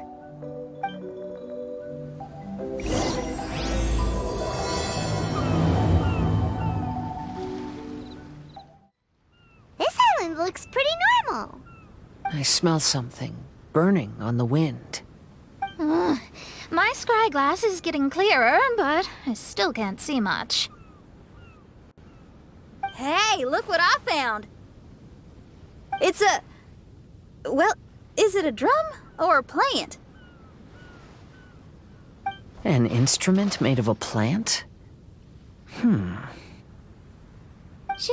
do you think this could be your island? Oh, you mean this instrument could have been put here just for me? Okay, let me give it a try. Hold on. When I touched the rock garden in the bonsai yesterday, we were all transported to another space. Xinyan, do you want to take some time first to get ready? Well, you're right, but it's all good. I'm always ready to make some music.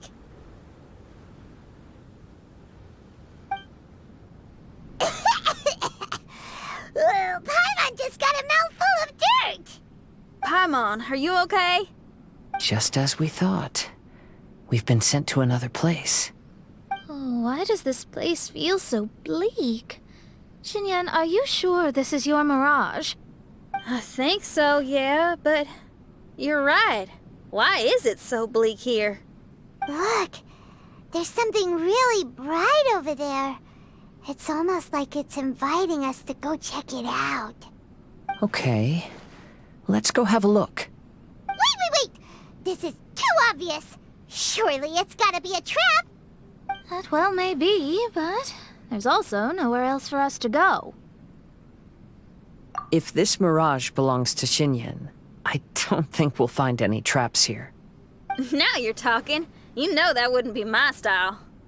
That makes sense. Alright, let's go then. But let's also make sure to be careful.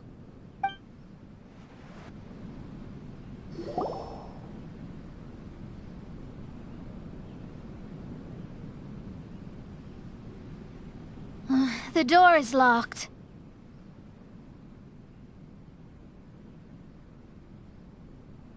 Keep your nonsense to yourself, thank you very much. Xinyan, why did you lock the door? You'd think I'd know this. Oh, actually, I usually put my key under the flower pot next to the door, so maybe the key is nearby. Oh, is there a flower pot around here?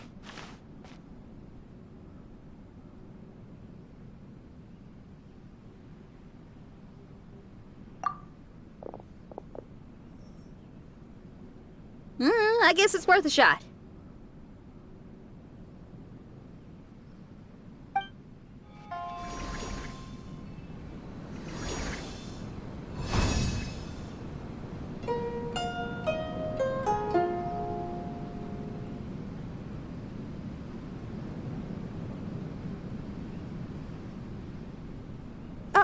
I hear music.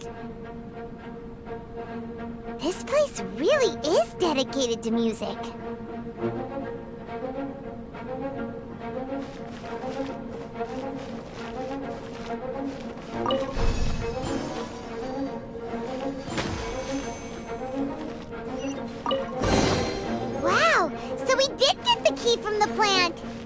Oh, the puzzles in Xinyan's Mirage seem way easier than Kazuha's.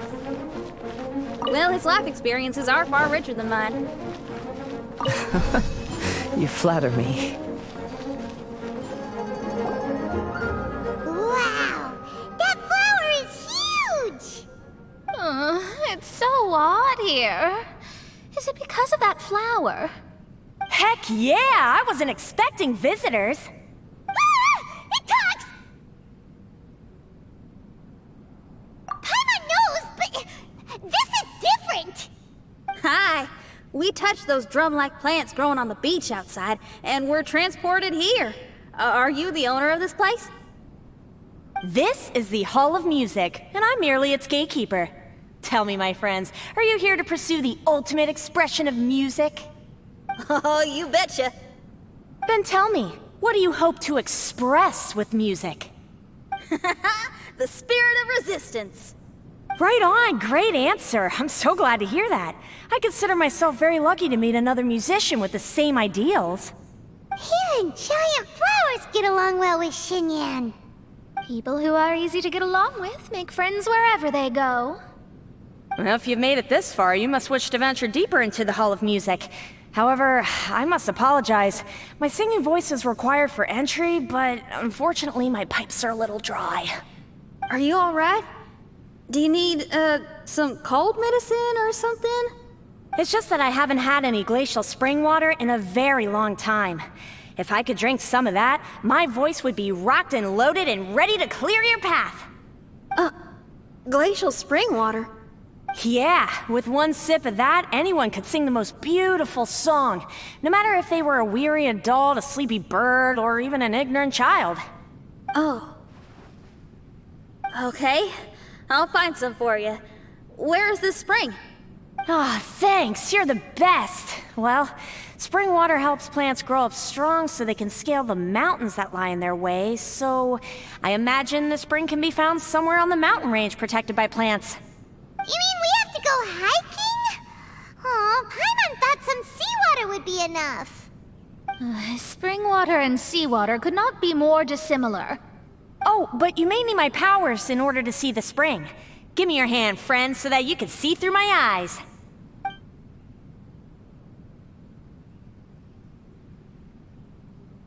Thanks. You shook my hand. Guess that makes this friendship official.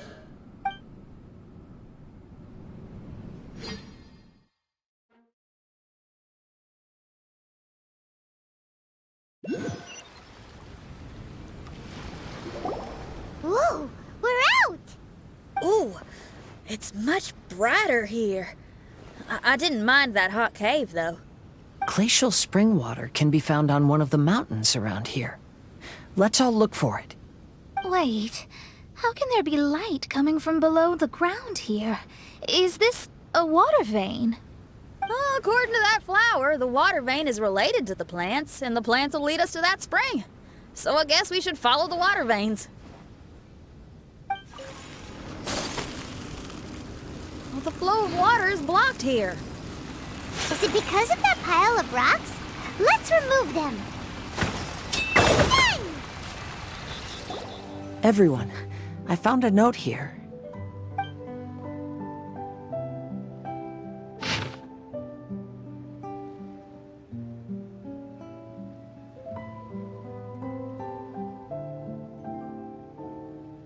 Oh, so that's how it is.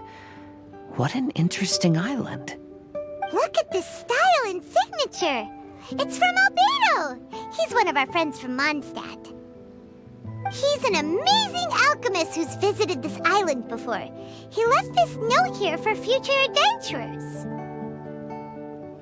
Oh, so it's him. He's saying this whole island has been turned into an instrument? Amazing! And the underground water veins play an important part too. Oh, maybe we need to clear all the water veins to play this island. Clean your instrument before the performance. Makes a lot of sense. These plants look a lot like the ones we saw in the cave. The ship special spring water we're looking for. So, if you drink this, you can suddenly sing like an angel? You should give it a try, if you're curious. Oh, no. I'm terrible at singing. It would be, extremely embarrassing if it didn't work. Oh, Mona. I actually think you've got a sweet voice that's well suited for singing. If you're interested, I can teach you a few things about vocals once we get back to camp. Oh, really? I'd love to, but you'd have to promise you won't laugh at me. Of course not. Everyone's got to start somewhere, right? Right. Then maybe I can give it a try. Great! But before that, we should deliver the spring water to that flower. Okay. Well, to re-enter the Mirage, we just need to touch the drum on the beach again. This is the glacial spring water you were looking for.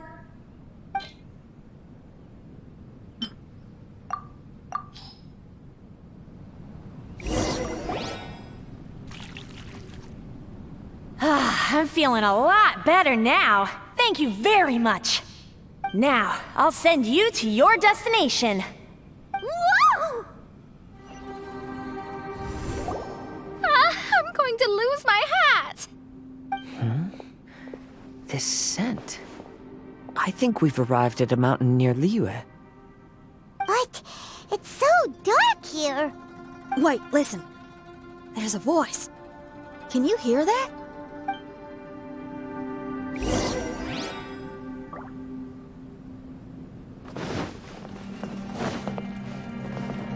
The reason the birds sing so sweetly is because they drink the spring water from up in the mountaintops. Xinyan, we're not singers in this family. None of us are. What makes you think you can be any different? Oh, so I just need to go drink some of this spring water, and then I'll be able to sing? Oh, I'll be right back, Mama.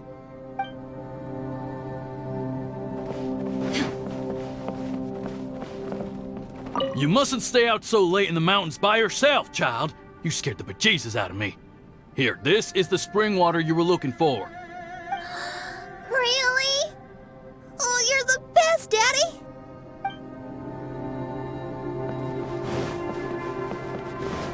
Oh, where did she run off to this time? To find somewhere she could sing, no doubt. She can't be persuaded, and we can't stop her from walking out the door.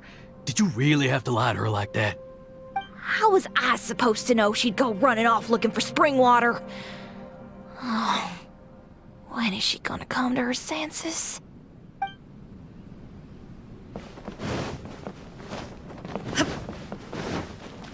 Get down from there! You can't set up a stage here! If you can't sing, you should be keeping your mouth shut, not putting on a public performance. Ugh. Don't tear down the stage!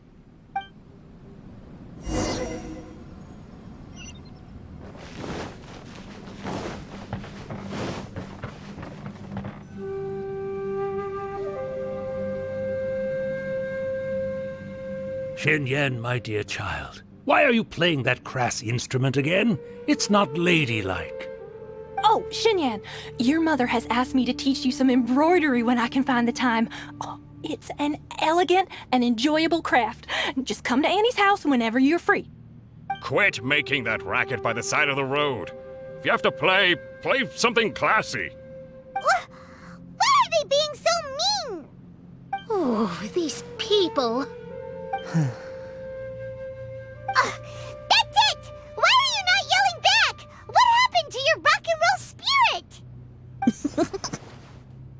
And now you're laughing? Aren't you mad?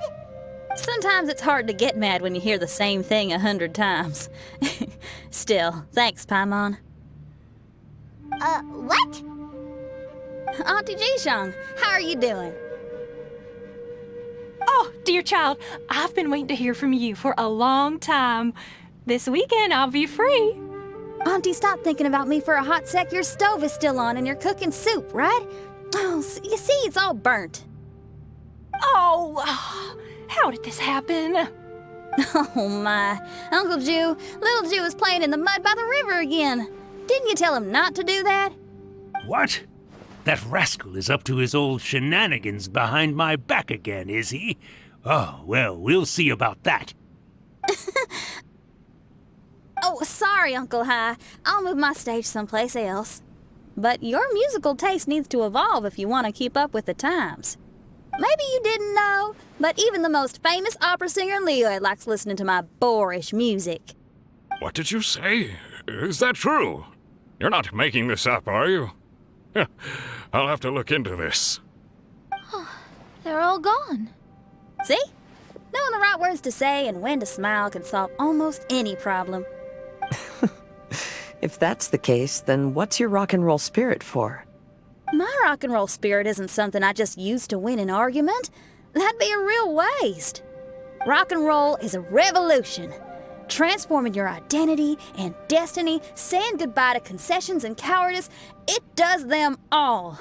And most importantly, it lets you do it with art rather than words.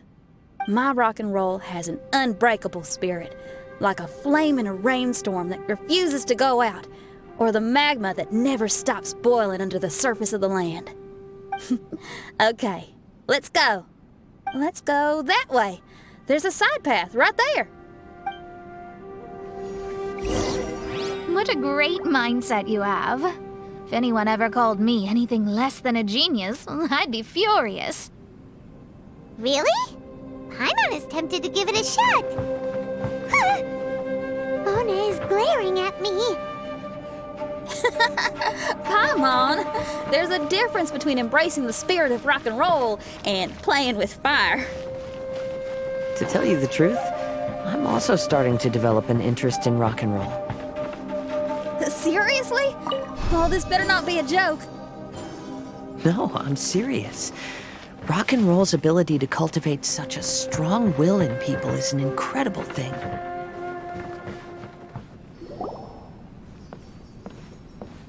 Hey, is that?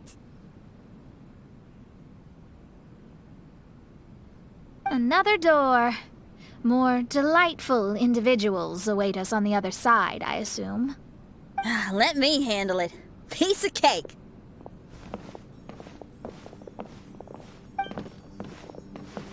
Miss, your hairstyle is really strange. Oh, is that so? I think it looks really cool. Take a closer look if you don't believe me. Your hair sticks out from your head, and you wear spiky things in it. Nobody else has hair like that. Well, you're looking at it the wrong way. If I don't look like anybody else, once you've seen me, you won't be able to forget me, even if you try. You'll still recognize me if you ever see me again in the future. Yeah, you're right. Your clothes, hair, even the way you walk and talk. It's not just for the eyes of others. It's your style. So you should go with whatever you like. Really? But if I wore a jacket with a picture of a puppy on it, people would say, "Hey, little Faye likes stupid little puppies." Then you should ignore them. So, you like puppies, huh? I do. What about your friends? Well, yeah, they do too. Well, then your friends are gonna love that jacket. Okay. Miss, how come you don't do your hair in a nice braid? People would love that. No, I can't help myself. I just like the styles with personality. Plus, I had no idea how so many people would dislike it before I started wearing my hair like this. So, why don't you change it now? Well, this hairstyle suits my music and my lifestyle. The regular ones are boring. They're so uninspired. Plus, they get in the way when I'm head bobbing away on stage. If people don't like it, that's up to them. I ain't gonna change it. What about your friends? Do they not like it too? Of course they like it. They all say that they think it looks amazing. Your friends are nice to you. That's cool. Not like my friends. They left me here on my own. Oh, hey now. Why are you crying? What's wrong? You can talk to me. Little Lulu and little Mung. They're ignoring me. We were gonna meet at the docks today, but they still haven't shown up. These kids are way too young to be standing each other up like this. No. Stay right here, I'll go take a look around. I'll bring them to you once I find them. Oh, okay. Thanks, miss. I'll never say anything bad about your hair again. See, now you're talking sense. I'll see you later.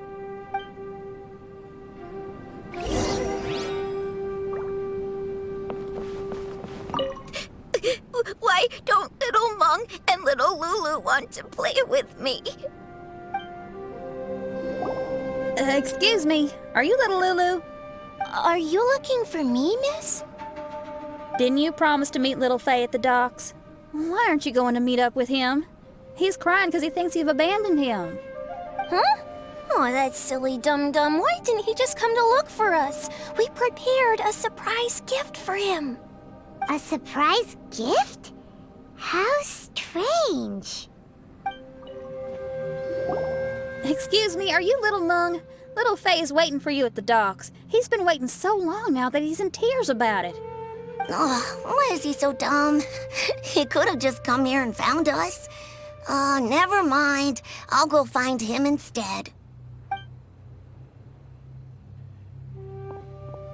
He ran off. We should catch up to him.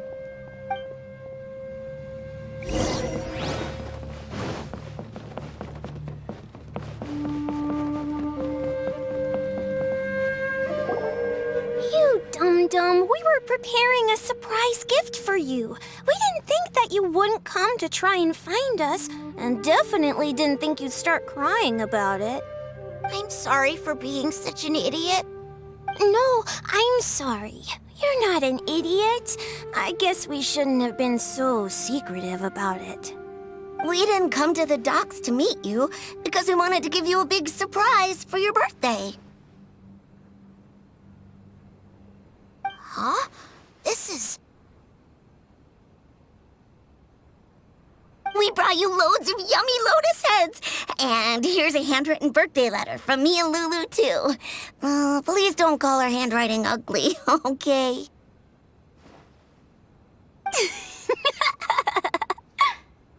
You guys!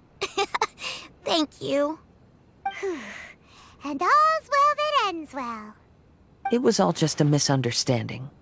Well, sometimes that's just what friends do. If my friends had ditched me to plan a surprise, I'd have gotten upset too. Is that a hint for us to prepare a surprise for you too? Very clever. No! I was just speaking my mind.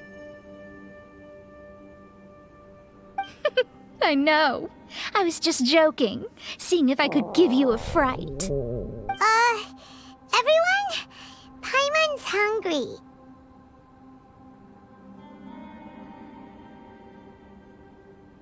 It's almost lunchtime, so how about we have lunch at my house? It's not far from here. So, even your house is in this mirage? Yep, I just noticed. There's the same road in here as the one that leads to my house in real life. Even though we're in a mirage, I reckon some things will always remain the same. In real life, after a bad quarrel with the neighbors or a disappointing show, the one place I'll always go is my house, because, well, everyone has to go home eventually. Here we are. Please, come in. Make yourselves at home. No need to take off your shoes. Thank you for your hospitality. Oh, chairs. We can finally unwind for a bit. Huh? Did you guys hear a sound coming from the other room? Oh, you all keep resting here. I'll go have a look.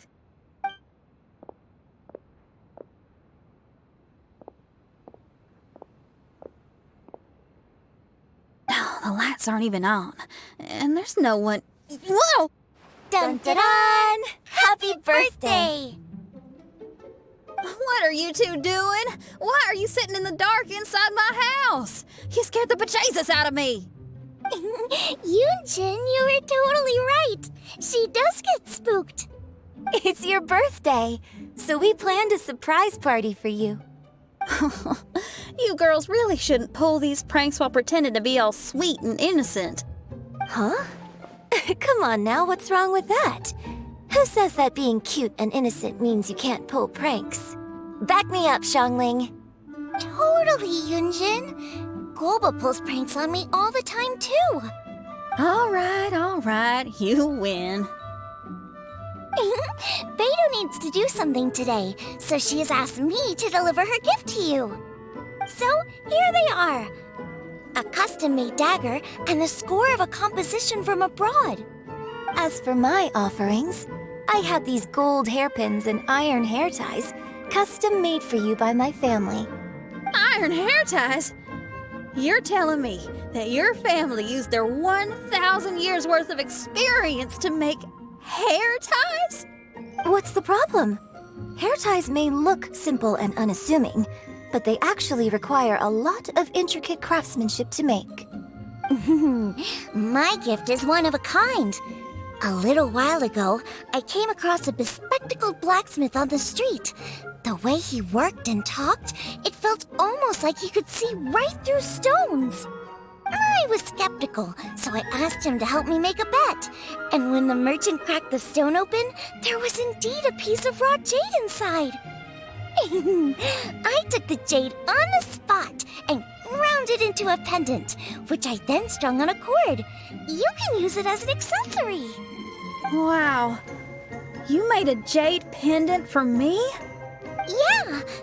Don't wear it around your neck. Put it on your guitar. Every day I see how much you pamper that guitar, so I thought you should jazz it up a bit. I don't know if I can bring myself to hang this thing anywhere except in a display case on an altar. Thank you, Xiangling. You're so thoughtful. Xiangling has always been thoughtful. But the blacksmith you mentioned, who could see through stones, can you tell me more about him? If the story's interesting enough, I might have to put it into my play.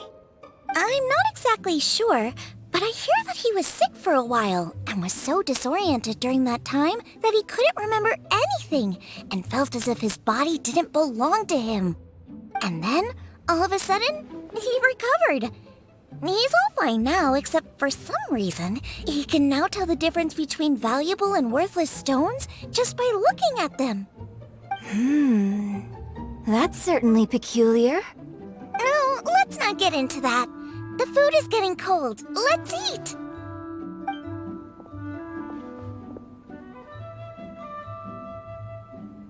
Wait, Xinyan, didn't you pick up a trick from an Outlander merchant?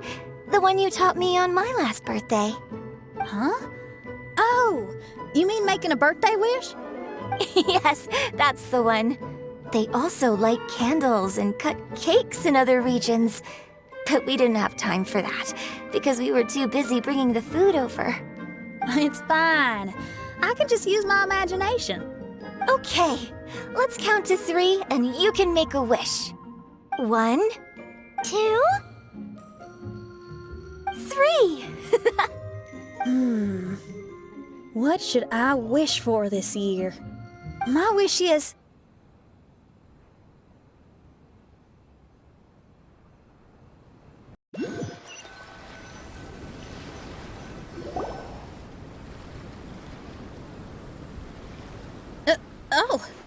I'm back. What happened?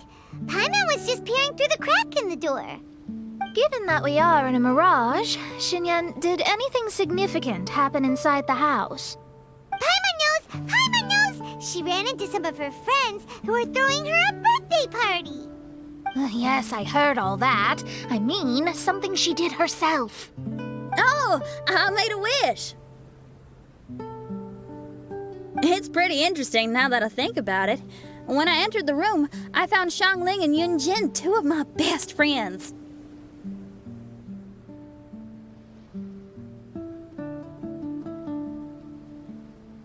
That actually happened in real life.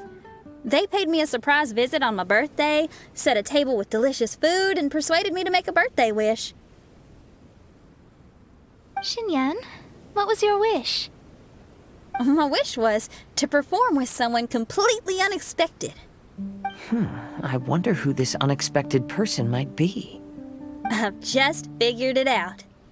Oh, you already know the answer? Mm-hmm. However, before I tell you the answer, I'd like to clear the water veins that flow through the mountains. We've done everything we can, but how do we deal with the last two mountains? Let's stick to it. There's gotta be a way. After taking a closer look, it seems to me that most of the island mountains contain water veins and plants in their interior. Those together form a system that connects the mountains with one another. However, now that much of the mountains have collapsed, the connection of plants and water veins is blocked. If we can dredge all the blockages, we'll be able to connect the islands to form the giant instrument described in Albedo's notes and play music using the islands themselves. Yep, for me to reach my goal, we gotta do this. But first, I'd like to consult the flower. It should know what to do. Some of the plants and water veins on the island mountains have been lost. Do you happen to know another way to dredge the blockages?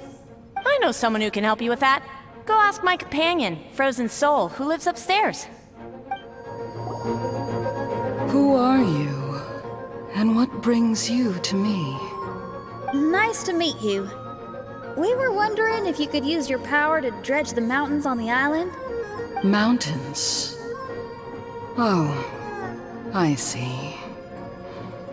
You want to become great musicians too, right? Oh, is that what this is about? Correct. In that case, we seek the same thing. Despite my frailty, I feel obligated to share some of my power with you. Plant my petal at the ending point of the intersection of melodies, and what had once sunk into the earth will re-emerge with the music. As long as there is music, life will continue to flourish in this world. Oh, thank you.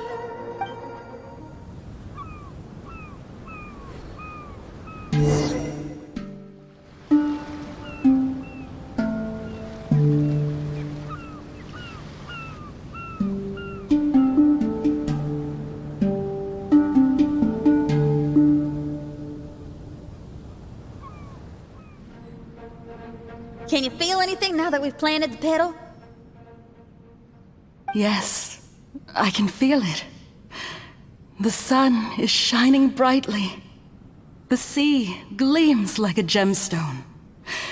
The waves lap the milky white beaches, and the grains of sand are pulled into the sea, then pushed back ashore. The seabirds are landing on the rocks, pecking gently and making rhythmic sounds. Da-dum, da-dum, da-dum. It's music. This is indeed music. In fact, this whole island is a giant musical instrument. Since you are a musician, you should be able to understand the meaning behind its original creation. Making music with the tides, waves, and sea breeze as your instruments is the most romantic thing in the world.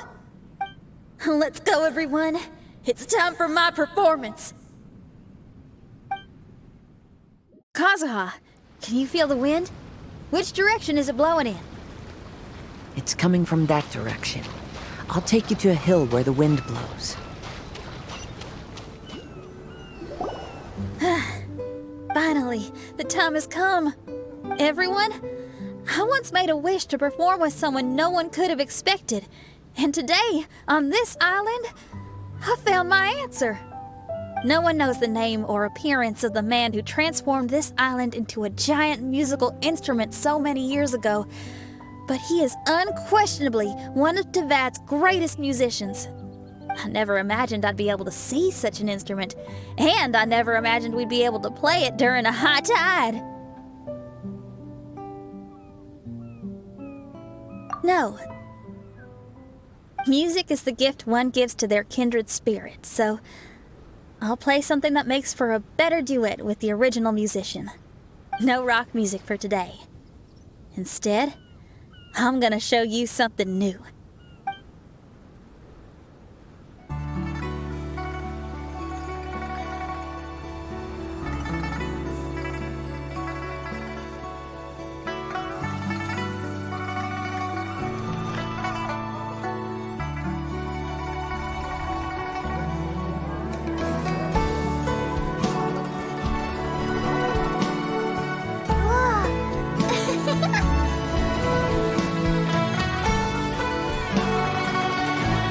To you who lived here in the past, I hope you liked this song.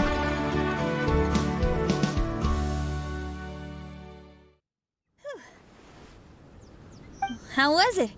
Not bad, huh? Quite impressive. I've never heard a duet like that before. It was very interesting. And so elegant as well. Paimon's not sure how best to put it, but it was just super unique. Thank you. And now I can say my wish has come true. Is there anything else you'd like to do? No.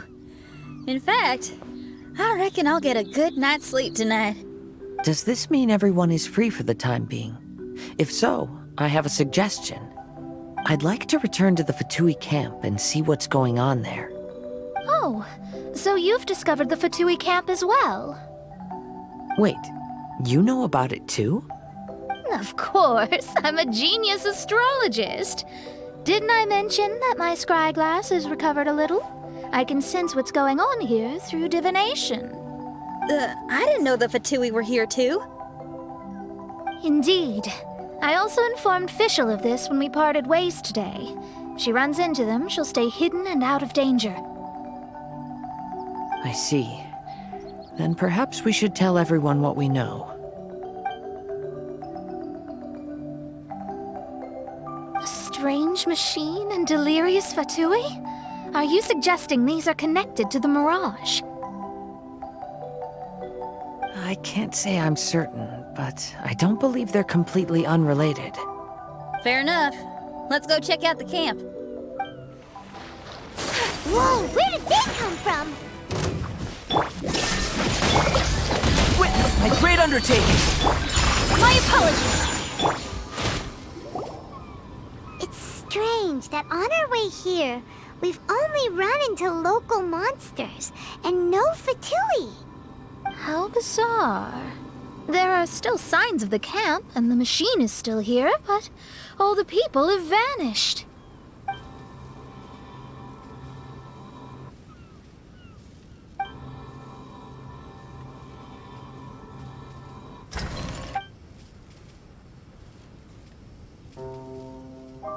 Oh, I give up. I'm just going to divine the answer.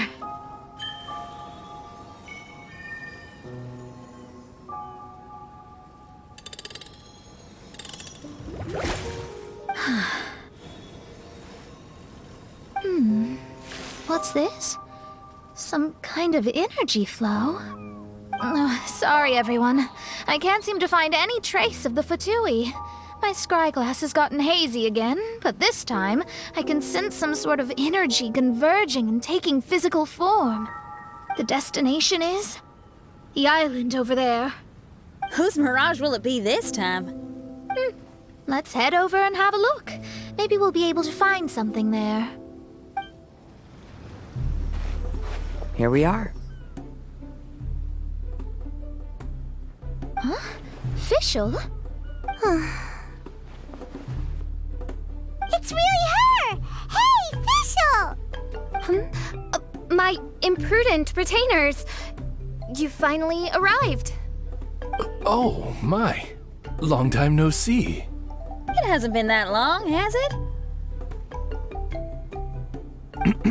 Main Fräulein and I sensed a peculiar aura and came here ahead of time to reunite with everyone. We weren't expecting you. Well, what I mean to say is, you arrived sooner than we expected. Is it just Paimon? Or does Oz seem nervous? The advent of the Immonocreich is imminent, and I still need to prepare for the consecration. Main Fräulein, are you sure you... I am quite capable of acting on my own, Oz. If you're weary of the encroaching darkness of the night, you're quite welcome to return to the blinding brightness of the day. Please, Main Fräulein, do not say such things. I am your loyal attendant, your eyes, and I will never leave your side. Stop staring at me like that! Anyway, the time of explanation is not yet upon us. Oh, Main Fräulein. I do apologize, everyone.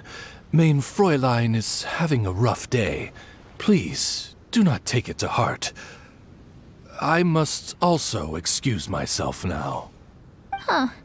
Still no improvement in her mood, even after all this time away from the group. As soon as I saw Fischl, I realized that the mirage that's about to take shape here must have something to do with her. Yes.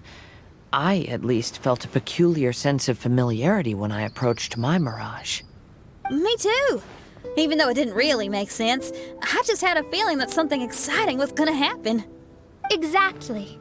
If Fischl and Oz can also sense something, then our suspicions are likely to be right on the Mora.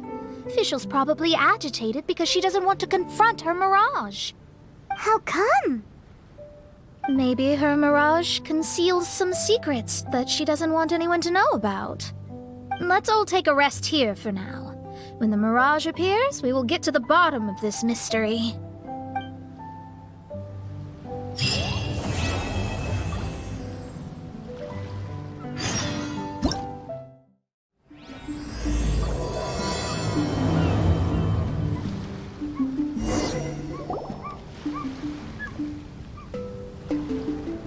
Are you awake?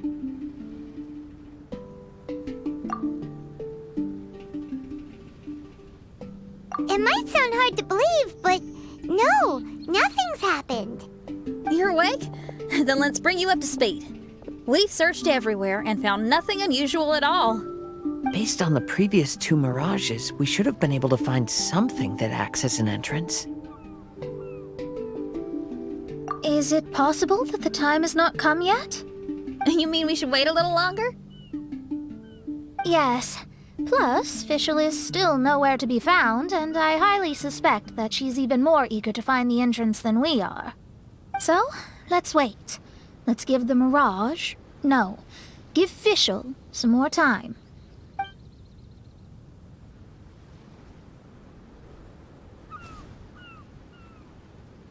There's something on the beach!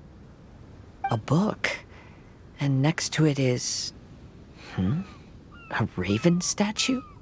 This statue looks a lot like Oz. Why did these two items appear together? Did the raven bring the book here? What's the book about? Is it a diary? Let's see. Hymn of the Holy Land. I've never heard of a book by that title. From the cover, it looks like it was written by Fischl herself? That would certainly fit her personality. Hymn of the Holy Land. Interesting. I like it. As a title, it has a sacred ring to it. So, what should we do? Should we touch it? Fischl's still not back. Never mind. Let's head inside first. Once Fischl finds the book, I'm sure she'll be able to catch up with us. Paimon agrees! It's like we're peeping into her diary, so Paimon's sure she'll want to come in and stop us. Though this truth has long faded from popular memory, scholars have long known that Prinzessin Fischl von Luftschloss-Norfedort first descended upon the world during the time of chaos, roughly 600 years before the era of the saints. What? A narrator? We really are inside a book, huh? There's even a narrator telling us the story. Oh no! The path has been cut off! We can't go across! Oh, there's a device over there that appears to be waiting for us to approach it. Is it just Paimon? Or does everything in this place seem just a little bit over-deliberate? Well, it is the Holy Land. What did you expect? Yeah, everything's so blatant. It's clearly begging to be noticed. That's our Fischl for you. The Prinzessin harbored much sympathy for all living things and wished to never see them in pain. She harnessed the power of darkness and dreams to weave the night and gave it the task to safeguard all living things. The people celebrated and worshipped the Prinzessin's authority and followed her call to migrate to the sacred land that would eventually be known as the Immer Nachtreich. It really is the Immer Nachtreich. Really looks the part. I'm quite impressed. We established a nation on the Holy Land, revered the Prinzessin as the absolute one, and introduced poetry, theater, and adventure to the kingdom, laying the groundwork for the Immer Nachtreich. When the rain finally ceased, the Prinzessin descended from the palace steps as to allow all her retainers to behold her unparalleled glory. Help! Help! That was a cry for help! Who could it be? Someone, please help me! Isn't this a statue? Please don't refer to me like that. My name is Leon, and I am a knight of the Immer Nachtreich. A knight? But you don't look like one. You can't tell. Anyway, please don't speak ill of Sire Osvaldo. He personally designed and distributed the armor for Die Nachtrebenritter.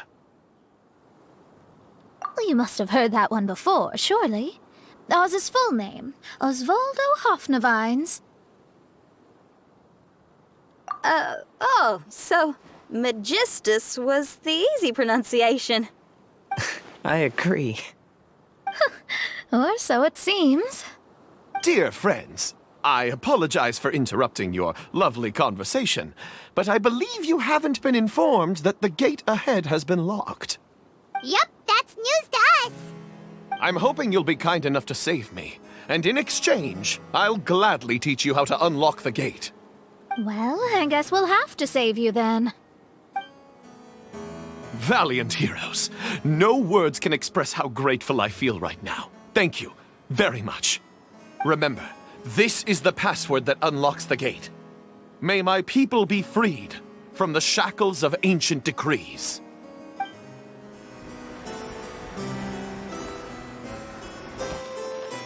May my people be freed from the shackles of ancient decrees.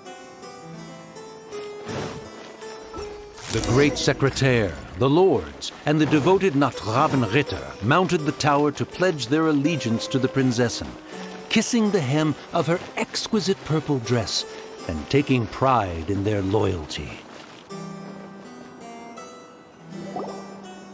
Looks like it's a dead end ahead. There's only a book. Do you think what we just heard is the story from the book? So the Holy Land in the book's title refers to the Immer Nachtreich. This book sings the praises of the Prinzessin from the perspective of the people in her kingdom.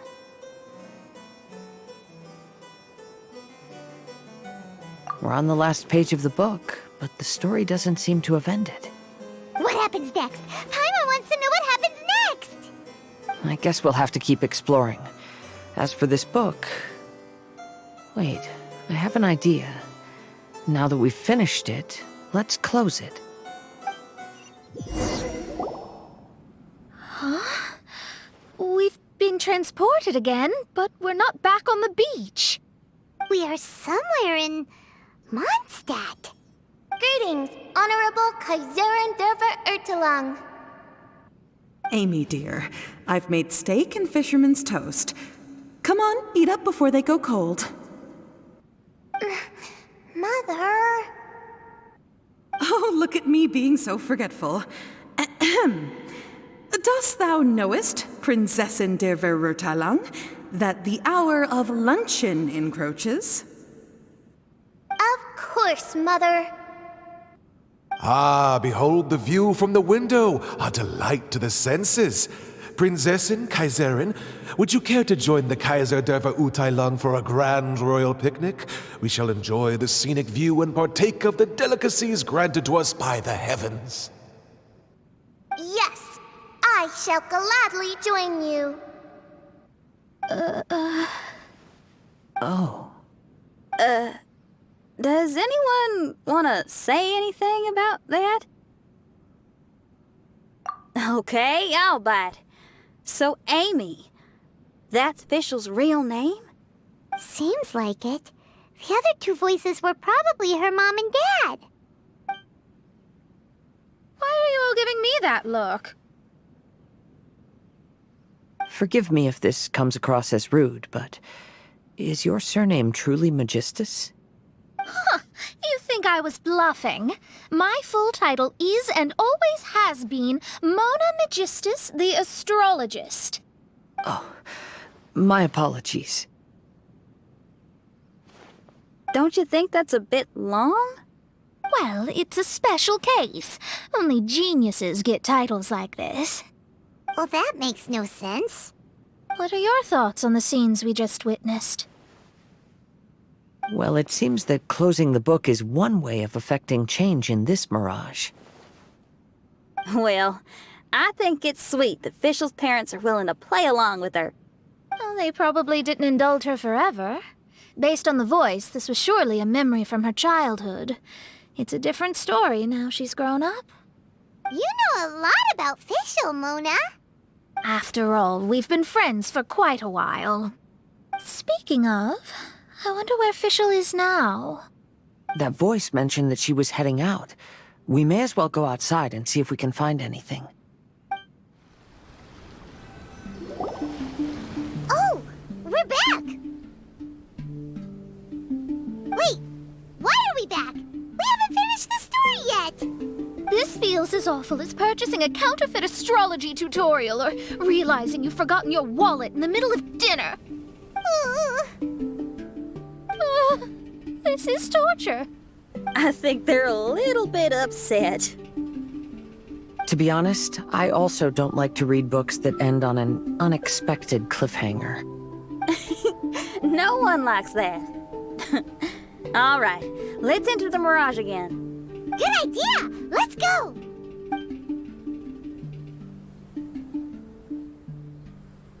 Huh? We're still here. It's not working. That's odd. We were able to enter earlier, but now we can't. Why? Why are we being denied the opportunity to finish the book? This is pure sadism. Maybe it's because we've already reached the end of this book. Before leaving the Mirage, we saw that the book had been flipped to the final page. I believe Hymn of the Holy Land is divided into multiple volumes.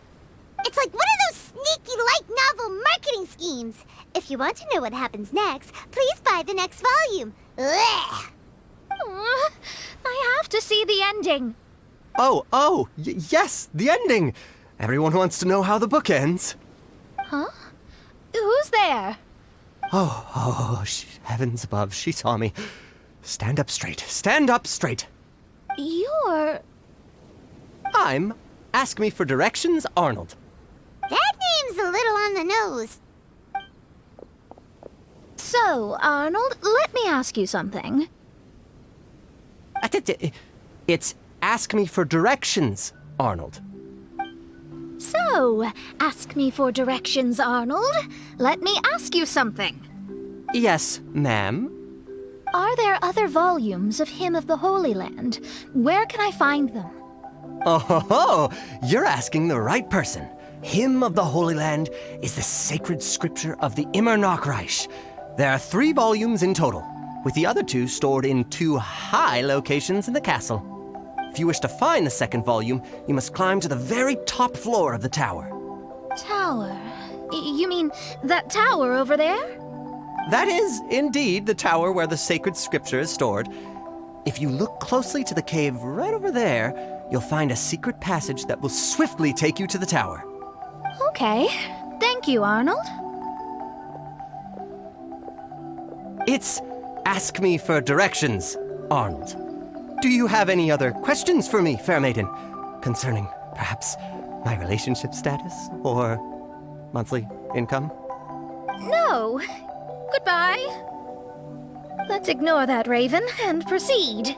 There's a secret passage in the cave ahead that leads directly to the top of the tower. But, ma'am, are you sure you're not interested in me? I only shared with you the secrets of the Immernachtreich because of your great beauty. Ma'am, wait.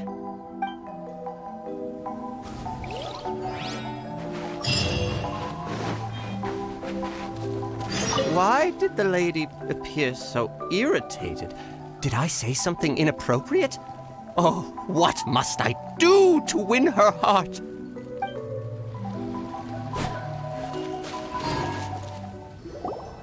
Hey, stop! Who are you? You don't look like citizens of the Immernachtreich. Explain yourselves. What's your purpose here? This place even comes with guards! What are you doing?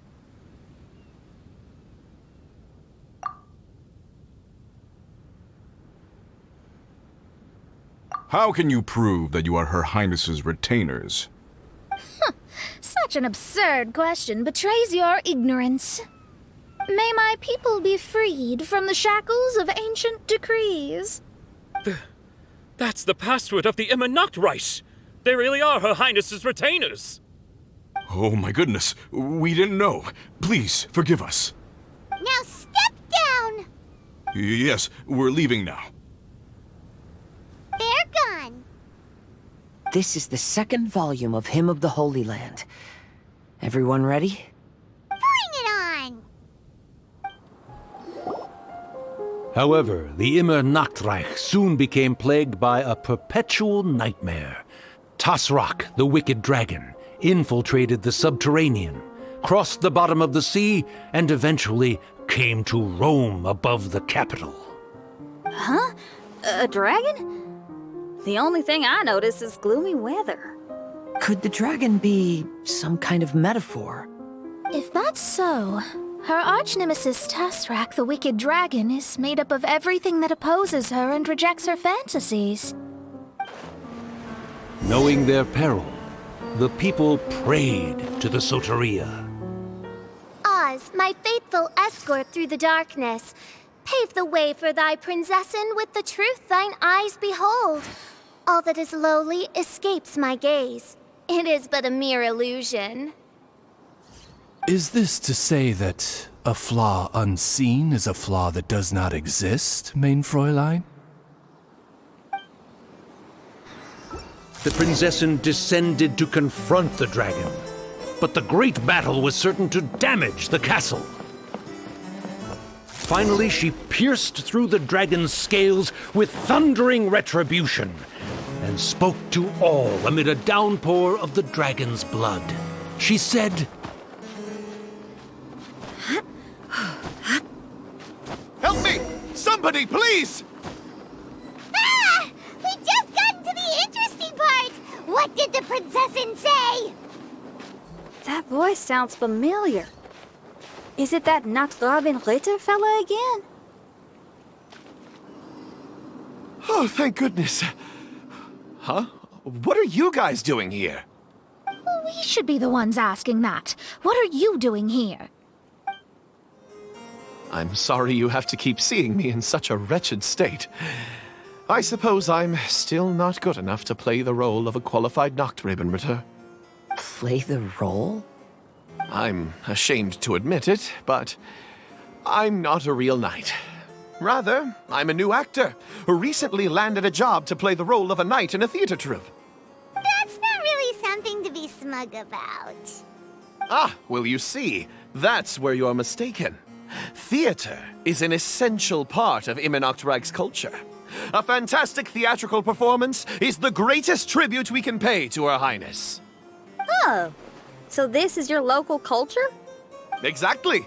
So I'm delighted that I got to play the knight. Why does the princessin enjoy the theater so much? Her Highness once said, "Celebrate me by staging a play in the wilderness. Bow down to me and bring me beautiful dreams in return for everlasting glory within the eternal darkness." I believe it is because Her Highness appreciates true art and can also sense emotions hidden deep within the souls of humankind. The crystallization and sublime expression of emotion is the heart of theater. People who truly understand theater always have a beautiful, sensitive heart, filled with a rich array of emotion. Oh, so that's how it is. Thank you for your answer, Sir Knight. Thank you so much for calling me a knight. So, basking still in this honor, I will be off to my battleground. May we meet again. Hopefully not. Be more careful in the future. Oh, and please remember the password to unlock the gate. Upon my command, spread your wings and take flight.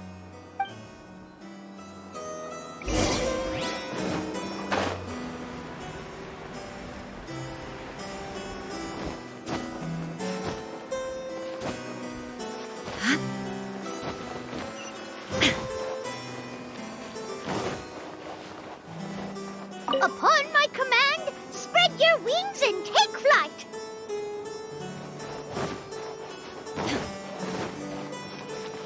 Ah, the book has appeared! Greetings, my most esteemed father and mother.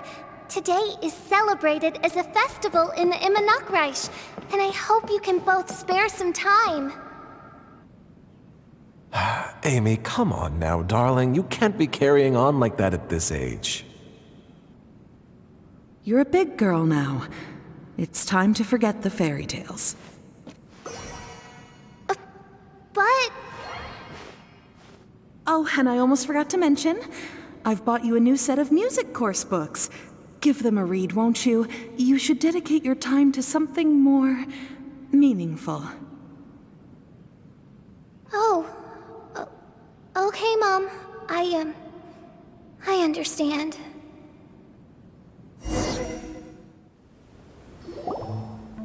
We're back again.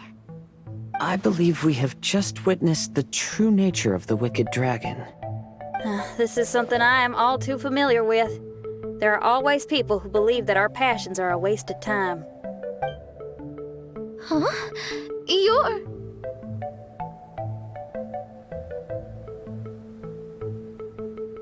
Ask me for directions, Arnold. I mean, you're back. Why? Oh, but I came because I bet you'd be looking for the third volume of Hymn of the Holy Land. Well, you bet right on that front. You need not do anything for me, my dear lady. The opportunity to behold your beauty is the finest reward I could ask for. I shall give you the answer you seek. The third volume of Hymn of the Holy Land can be found on the top floor of the royal castle. Is it guarded by anyone? Oh, but of course, sir. What sort of question is that? No nation would treat its most treasured books as if they were just cast out into the wilderness. That means we will still find Nachthreben guard stationed there. It is a citizen's utmost honor to guard the sacred scriptures. But it matters not. I'm quite sure the fine lady merely seeks to peruse them and has no malicious intentions. Your face is captivating and full of wisdom, and the company you keep appears to be heroes of some renown. I have the utmost faith that you will be able to comprehend the meaning behind the stories in our sacred scriptures. Her Highness's accomplishments were documented by Oz, the great secretaire, and became great treasures of the Immonokreich. I wish Her Highness joy and happiness every time I read those books.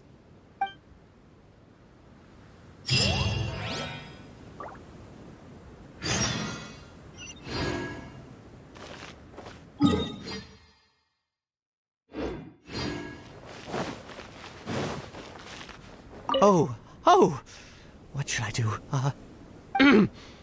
Would you care to join me for a cup of coffee, good lady? If coffee is not to your taste, we can have black tea, milk tea, or hot chocolate instead. If you don't want to, that's perfectly okay. I'll keep my distance and be with you in spirit as you enjoy a drink on your own. Your joy is my joy. Stop! It's you guys again. What's your problem? We're the princess's personal retainers. Cut the lies! Her Highness doesn't keep company with nobodies like you. Oh, really? Are you prepared to take responsibility for what you just said? I'll say it again. Her Highness doesn't keep company with... Who are these nobodies you speak of? Her Highness and Sir Oz. I must say, guards, it's immensely disrespectful of you to make such remarks to the retainers of the Immernachtreich. How dare you treat one's hand-picked retainers with such disdain? Begone! But... Don't you butt me! Yes, Your Highness. Fischl! Oz! You're back in the crew! You may consider that the case for the time being. What Mein Fräulein means is that it took us a long time to reach this place. She couldn't bear to leave you all here, even though she did not wish to confront this mirage. Didn't want to confront it, huh? Sounds like Mona was right. It felt like we were peeking into your diary. Nonsense. Despite the existing threats, the unrivaled glory of the Immernachtreich would not exist in this world if I, the Prinzessin, were the sort of person who could be easily swayed. What Mein Fräulein means to say is that there are other troubles in this area. Troubles? Have you run into anything dangerous? This matter can be revisited later. For now, let us proceed with more important work. Let's get this show on the road. The book's right in front of us. Let's not just stand here.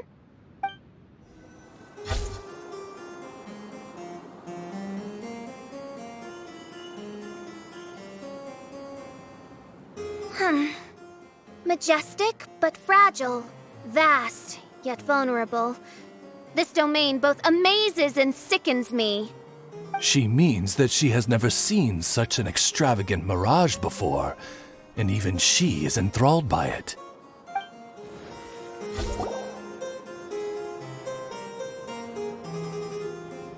There's a castle here, but some parts seem to be missing.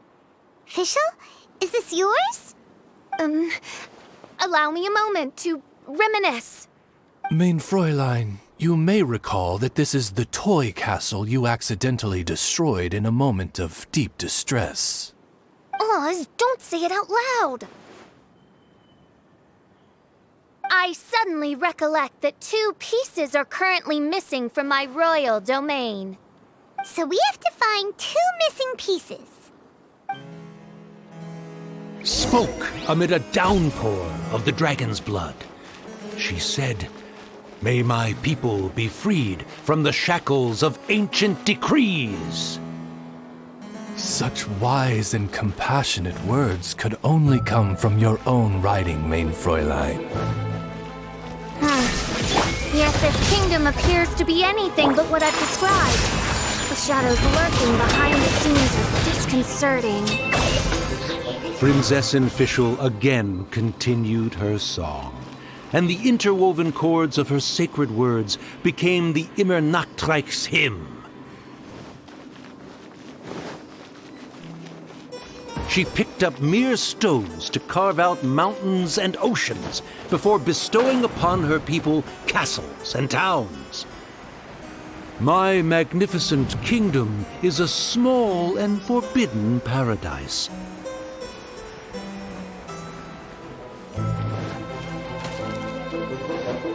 When the people worshipped her, she replied, "Celebrate me by staging a play in the wilderness. Bow down to me and bring me beautiful dreams in return for everlasting glory within the eternal darkness. That sounds like a happy ending to Paimon.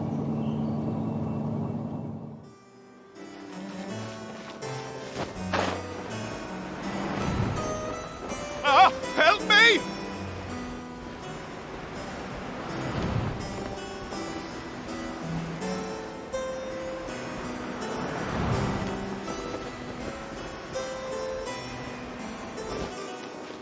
Paimon had a feeling he'd show up.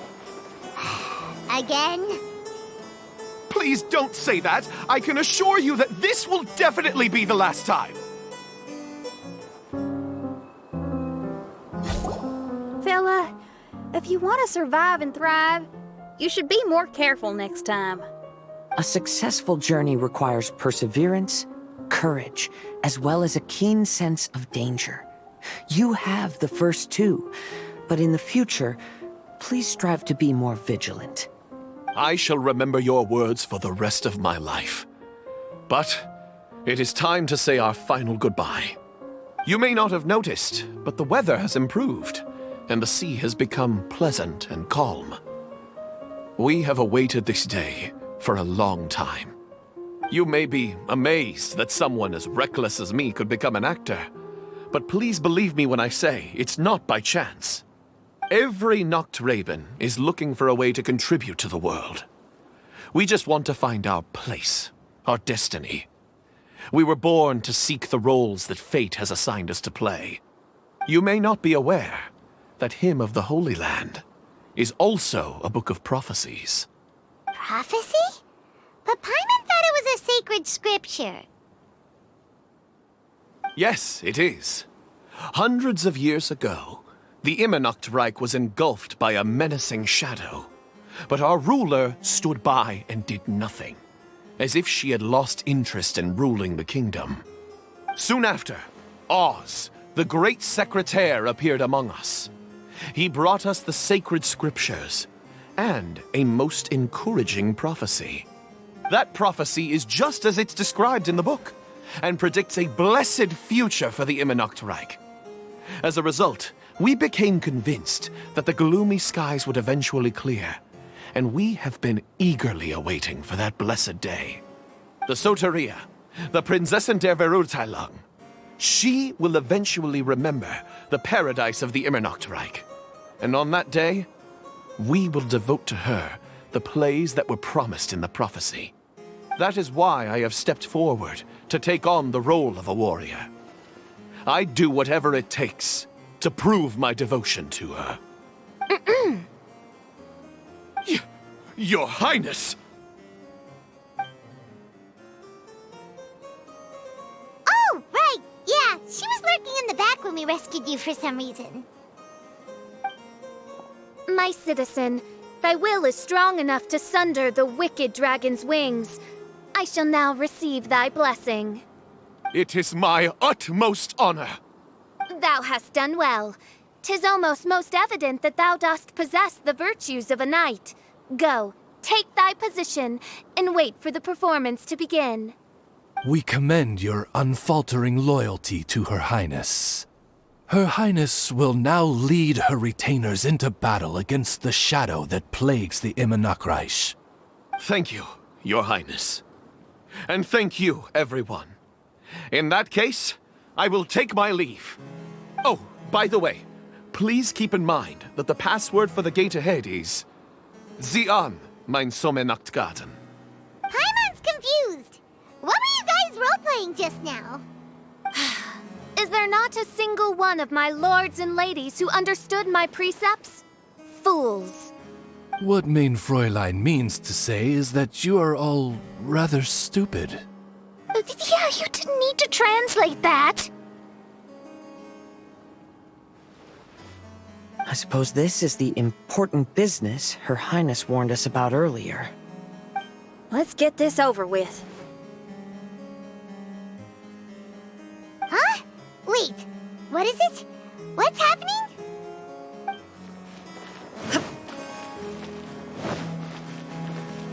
Xinyan, mein Sommernachtgarten. close it. Let's hope we won't get transported to another strange place this time.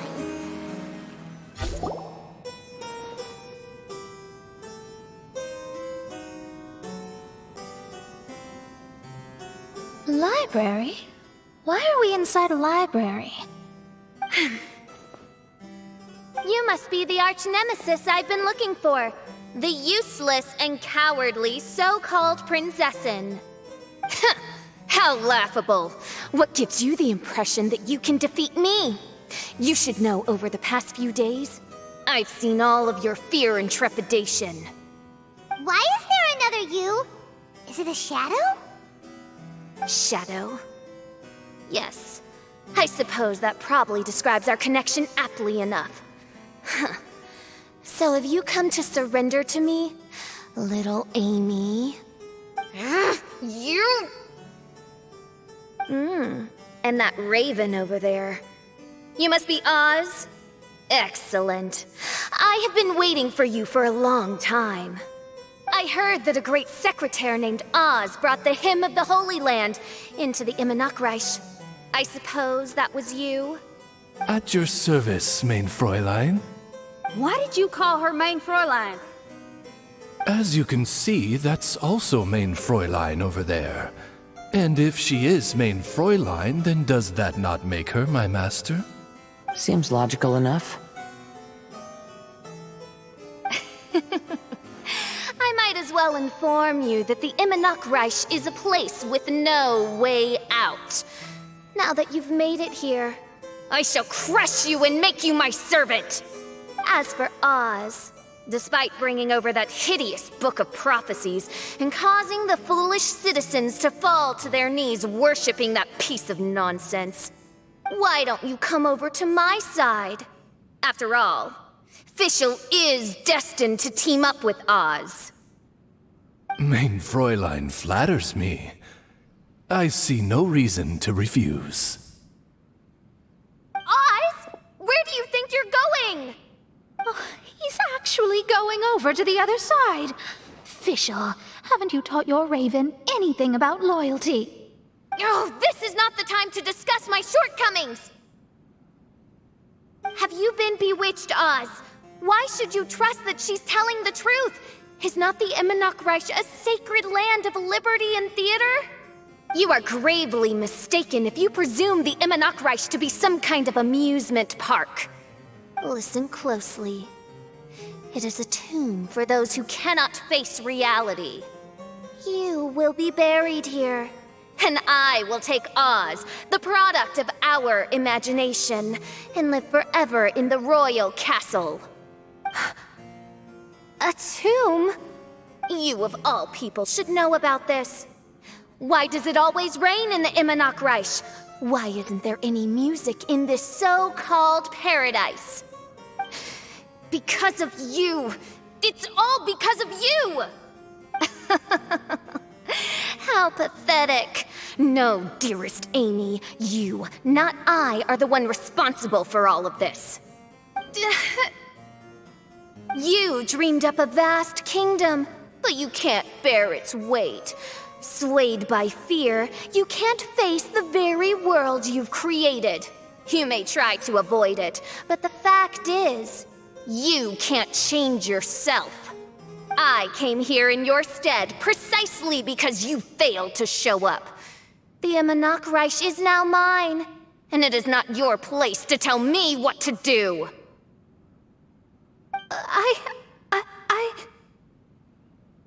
Amy, you are but a weak fool who does not deserve this world. Be gone. Hey, are you done? For you to give yourself such a piece of your mind, it must have been bothering you for a long time. Luna...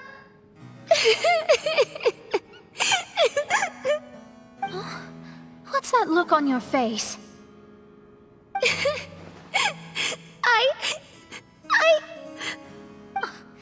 You're not going to admit defeat, are you? I hate to admit it, but... she might be right. No. Please do not think that. Your Highness, do you still remember why we came here? Kazuha! I am a samurai from Inazuma who's been entrusted with your safety. These individuals also responded to your call. Having your own tomb does sound pretty cool, but the Immonok is not a tomb. Xinyan! Oh, so you've made some friends. But do you really think that's enough for you to defeat me? I am your fear, your dark side. I am the nightmare from which you have never escaped in all these years. Standing before me, you are nothing!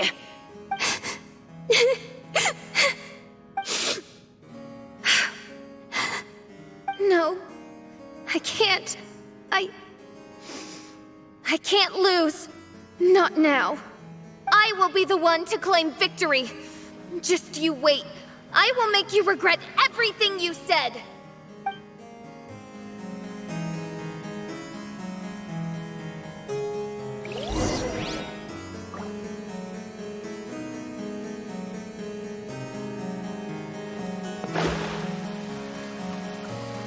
Take it one step at a time and don't rush. You can win as long as you maintain a level head. Get it together. Don't lose to anyone, and definitely don't lose to yourself. You ain't weak. It's not true at all.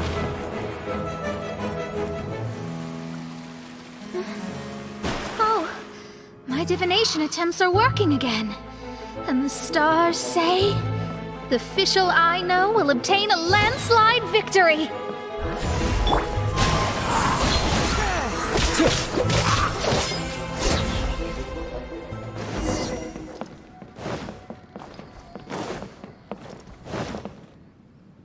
Impossible!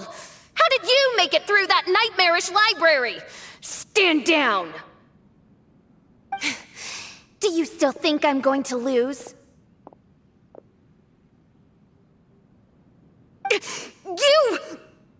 You looked down on me.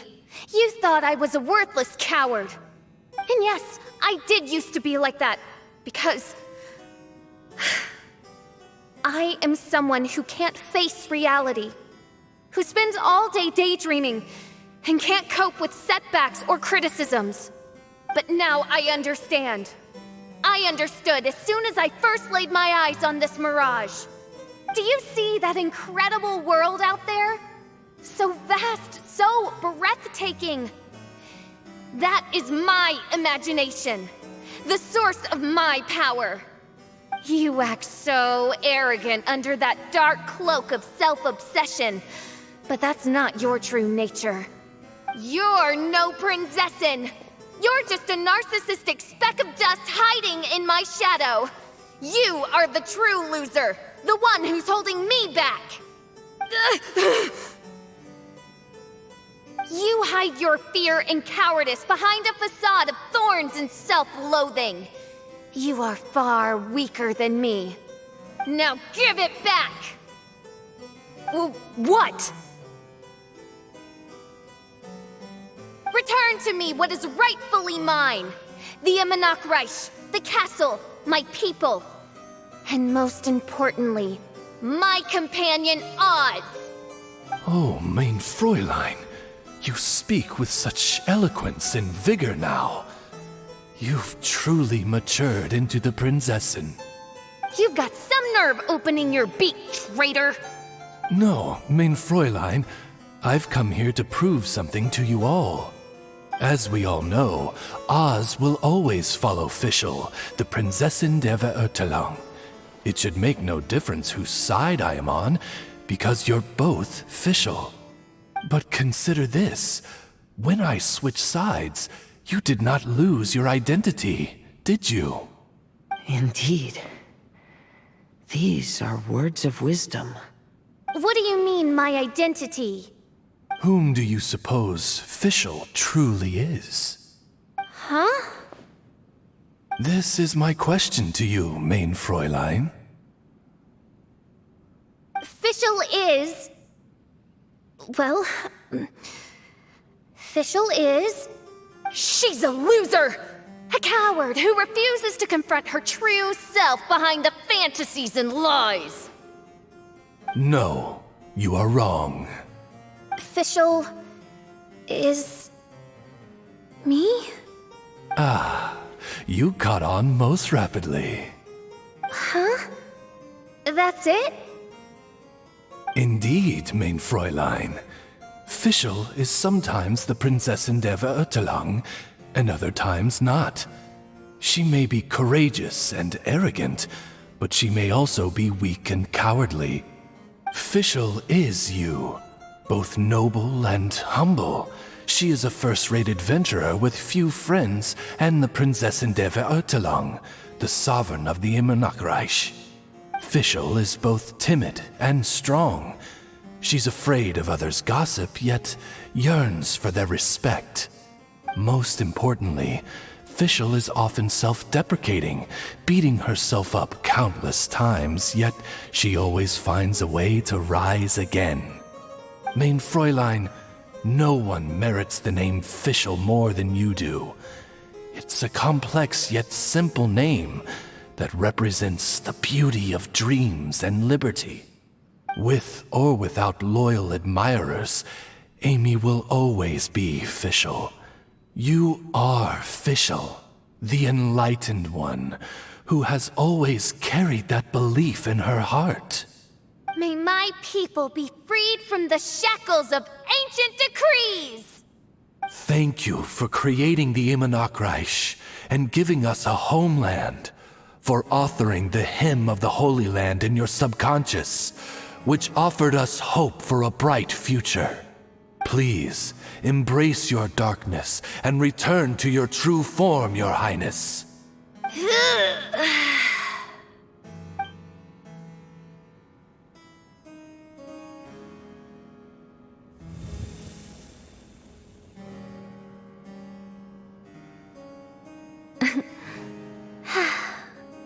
Whoa!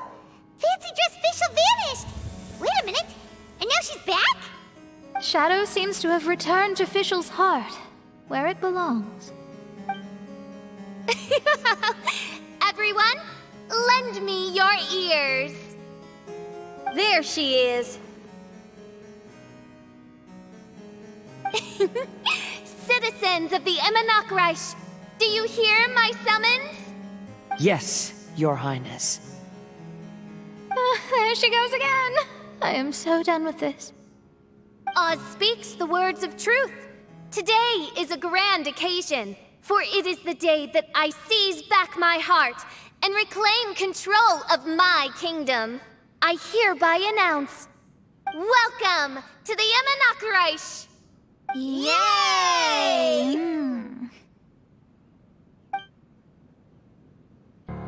One stormy night, a girl found a way to the future in the library.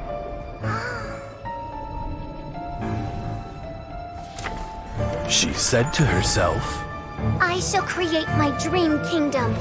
I'll carve mountains and oceans and erect castles and towns. Then she spoke to those who shared her dream. Please be proud of all that is unreal, for we are greater than this world. For our magnificent kingdom is a small and forbidden paradise.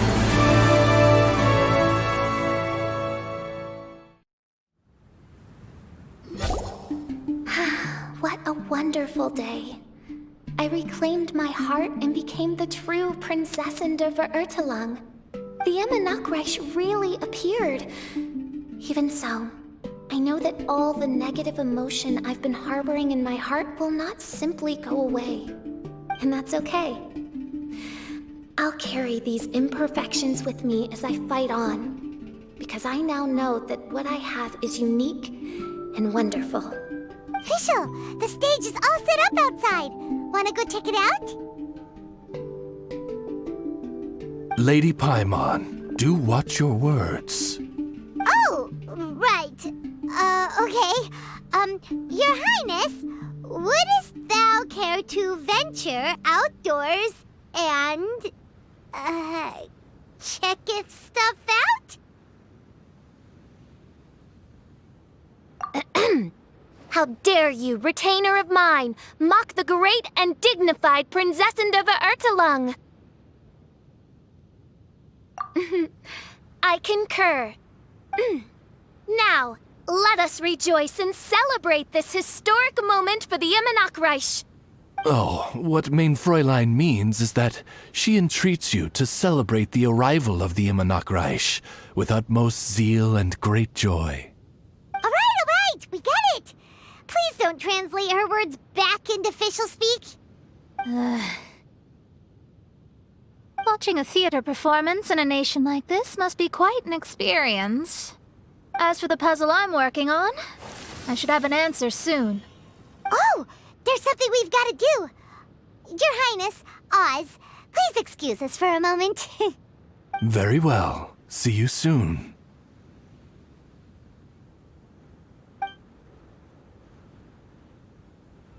Come on, let's try to contact Venti again.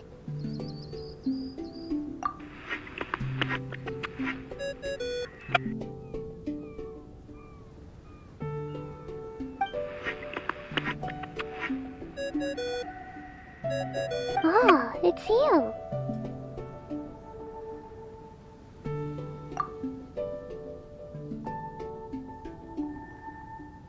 Huh? That isn't the tone-deaf bard. You're right, we've never met before. I know you want to communicate with someone beyond the islands, but you can't do that right now. So, I cut off your connection. Huh? Wouldn't you rather find out the answer for yourself than ask someone else? The fantastic mirage represents the deep dream, the most fundamental reflection of the human heart. Go see for yourself. Witness everything with your own eyes. And when this is all over, tell me what you feel about it. Who the heck was that? Oh, this is weird. How was she able to cut off her connection to Venti? And why would she want to know what you feel? Nope, Paimon doesn't get it. It's kinda eerie, but Paimon will protect you. Paimon will be there for you no matter what.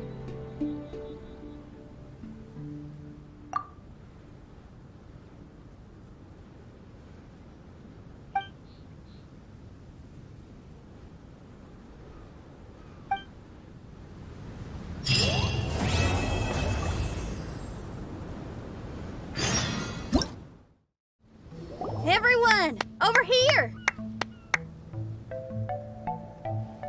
Is everyone awake now? Mona says that she has something important to tell everyone. The first glimmering daybreak after the return of the Immernachtreich most certainly revitalizes one's innermost spirits. What Mein Fräulein means is that she is ready to take on the next challenge. Yeah, we're rested and ready too. All right, then I'll get to the crux of the matter. I just peeked into my scry glass and there's a new mirage forming on that island over there. And I have a feeling that this one is my mirage. Oh, so now it's Mona's turn. You were with us for all of ours. Seems like it's time for us to go with you into yours. Well, I'm sure there's nothing to see, really. Lady Magistus, are you embarrassed? No, absolutely not. It's not like I'm worried about everyone judging me after seeing my embarrassingly pathetic mirage or anything. This emphatic no sounds rather like a thinly disguised yes. Well, astrologists are often regarded as something out of this world, right? But what if my mirage is nothing like that? Fret not. Your Prinzessin is not so foolish as to entertain preconceived notions on how thy mirage should or should not present itself. Yeah, me neither. Not that I have low expectations of you, Mona, but personally, I think you're a kind soul, and you shouldn't feel like you have to live up to anything more than that. I'm sure Mona's mirage will stay true to her kind heart.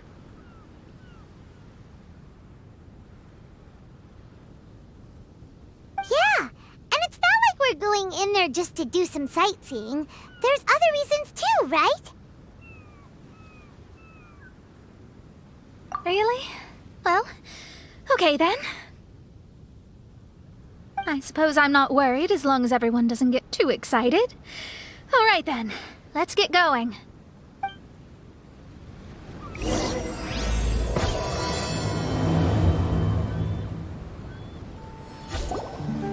According to my scryglass, we've arrived at the Mirage.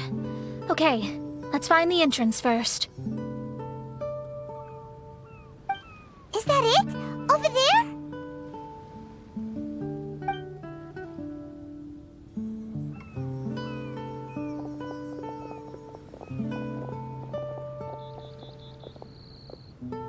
Huh.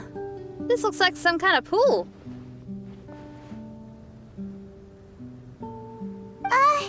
We're not gonna have to swim to get in, are we?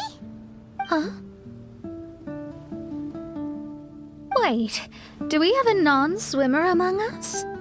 No, I don't think that's the real problem here. Someone's scared, huh? Well then, I'll go first. Oh, and there she goes. She's gonna show off her oh-so-perfect swimming skills now. Please be mindful of your wording, main Fräulein. Oh, right. See you later.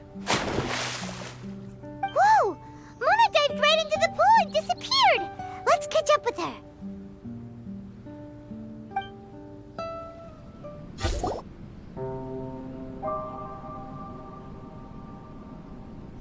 What a spectacular structure. Wow. I've never seen anything like this. Hey, Mona, your mirage is amazing. Though it falls short of the glorious Immonocreich, one must admit that it is an impressive realm nonetheless, Lady Magistus. At least it's not showing me getting lectured by the old hag. Thank goodness. Well, what else would you expect of a genius astrologist's mirage? Okay, let's get started.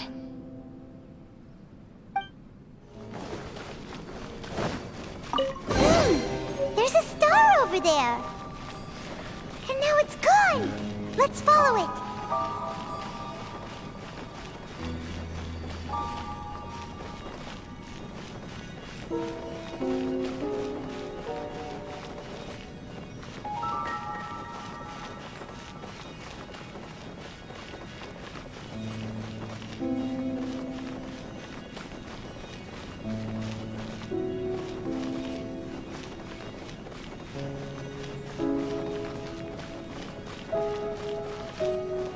It's made its way inside.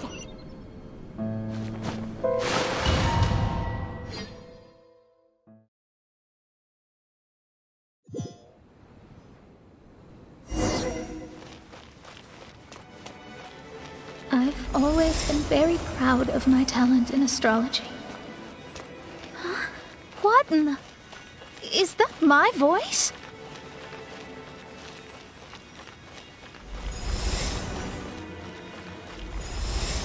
I believe that astrology is a valuable discipline and that it is capable of revealing the inner workings of this universe. Oh, that's me talking to myself. When people discovered I could perform divination, they began to bombard me with inquiries.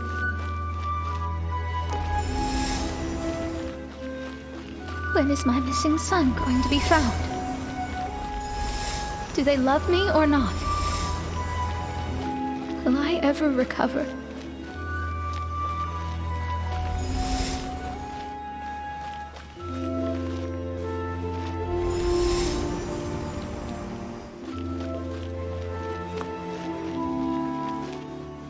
Being the honest person I am, I told them exactly what I saw through the scryglass.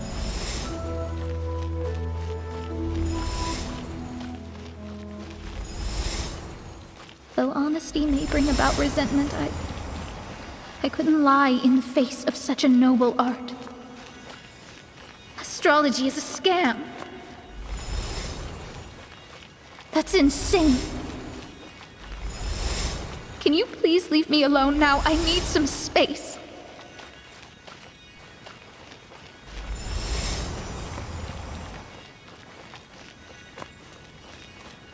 It felt as if I was being stabbed with razor-sharp knives formed by their disappointment.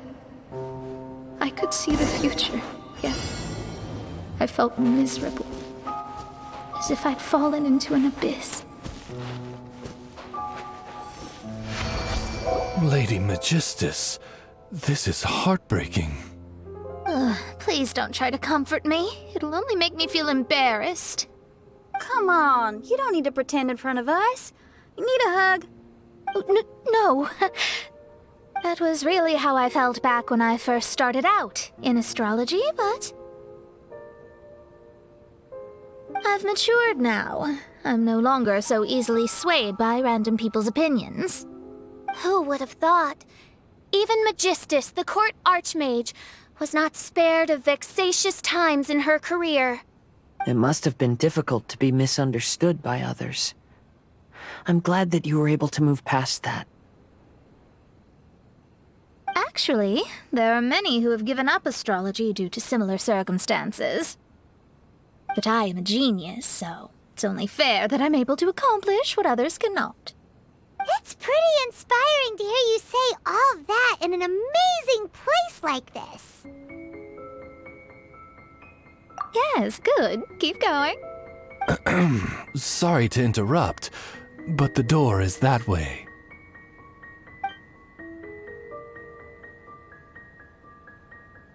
All right. I'll let you shower me with praise after all the mysteries are solved.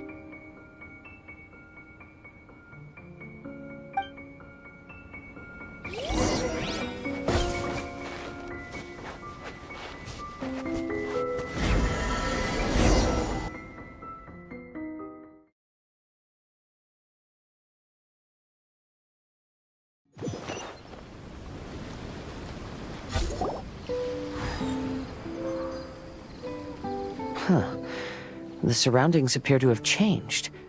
This isn't the beach we originally left. The area appears to be the mountains of Mondstadt.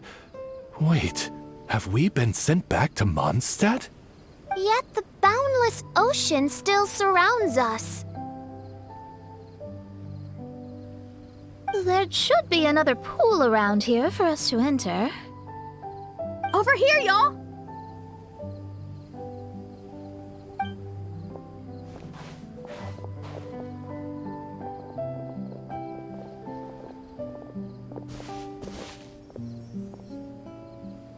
Huh? Why isn't it letting us enter? Oh, something seems to be floating on the water there. Is it a painting? Or what is it? It seems to be hinting at a specific place. It is anticipating that the Princessin would guide her loyal followers to the location that has been chosen by fate. Why is it always you that has to take the lead?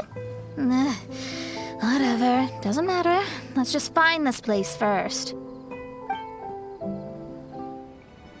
Astrology reveals the truth unreservedly, but not everyone is willing to accept their fate, no matter. Running into difficulties is part of practicing the craft.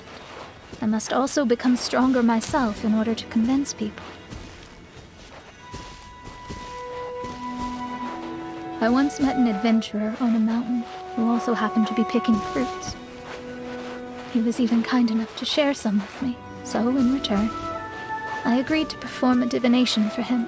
The results were terrifying. I advised him to give up adventuring as soon as possible, otherwise he could meet his end within the next 2 years. He fell silent for a while. Surprisingly, he didn't doubt the results of my divination like others had, but he looked quite perplexed. Even so, I have to keep going. Adventurers can't just give up in the face of hardship.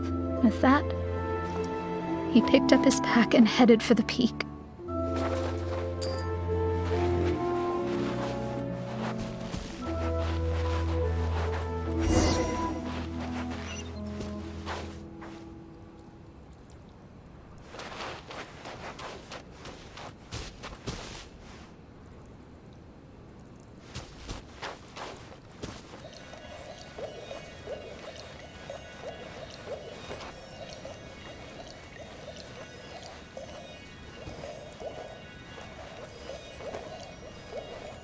However, try as I might, I could never forget that incident. Why is that?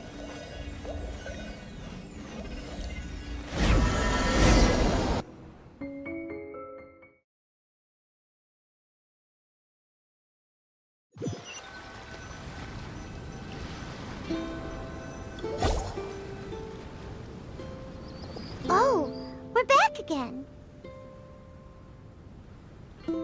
So, Mona, is that adventurer dead now? That was the only time I ever saw him. And that was more than 3 years ago, which means he's no longer alive. But isn't there still a chance that he's alive? You know, like maybe you just made a mistake. You can't call it divination if you reject anything bad and believe the good unreservedly. That's just self-deception. Of course, casually performing divination for fun might be a different matter, but in my field of expertise, there's no room for lies. To contradict my own reading would be a blasphemy against astrology. Cruel, but truthful. Such is fate. I don't usually say things like this, but while we're on the topic, I really hope you don't confuse astrology with those fortune stick peddlers that you see along the streets. Astrology does not exist to please. We astrologists are here to verify and witness the truths of this world. Ugh. Which is why astrology is a disdained profession. It is a mighty art, but unfortunately one that annoys people nonetheless. Why dost thou protest so much, Lady Magistus? Thou seems not to be the sort with whom one would be loath to be associated. What Mein Fräulein means is that she's glad to be friends with you. No, that's not exactly what I said. Whatever has gotten into you, Oz, you misinterpret my utterances with increasingly alarming frequency. Oh my, why could that be? Perhaps I have been concerned that Mein Fräulein could offend her friends and have been attempting to soften her words. Although you're the only astrologist I know, you've left an awesome impression on me. You're not annoying at all. Those who go snooping around for secrets, yet ignore whatever they don't want to hear, they're the ones who should reflect on themselves. Knowing your fate doesn't come cheap. If one could simply avoid fate with just a few words, no one would have to endure the pain of parting. Mona, don't take others' comments to heart. Follow your heart and never forget what's right. Oh, I don't need comforting, thank you very much. I'm very tough, you know. Oh, well then,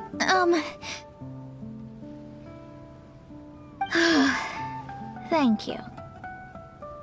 What dost thou say? Speak up and offer your highest reverence and blessings to the Prinzessin. Okay, Your Highness. Instead of making a scene, why don't you go collect the other fragments in the new location reflected by the pool? We can't enter the mirage without them. Mein Fräulein, you are the only one with eyes sharp enough to locate the secrets. If that's the case, very well. I shall proceed to the beach. Let's go, Mona. Oh, okay. Coming!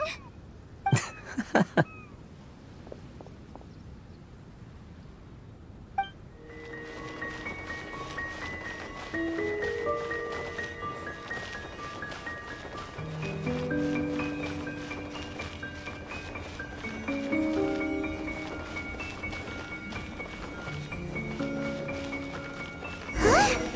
It stopped by the water, but didn't go in. Seems almost like it's waiting for something.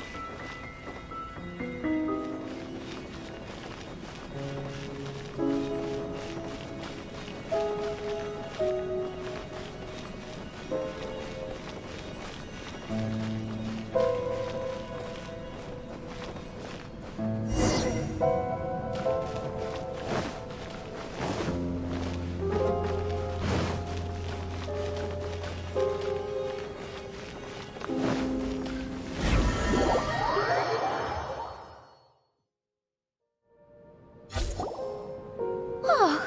wait, how the...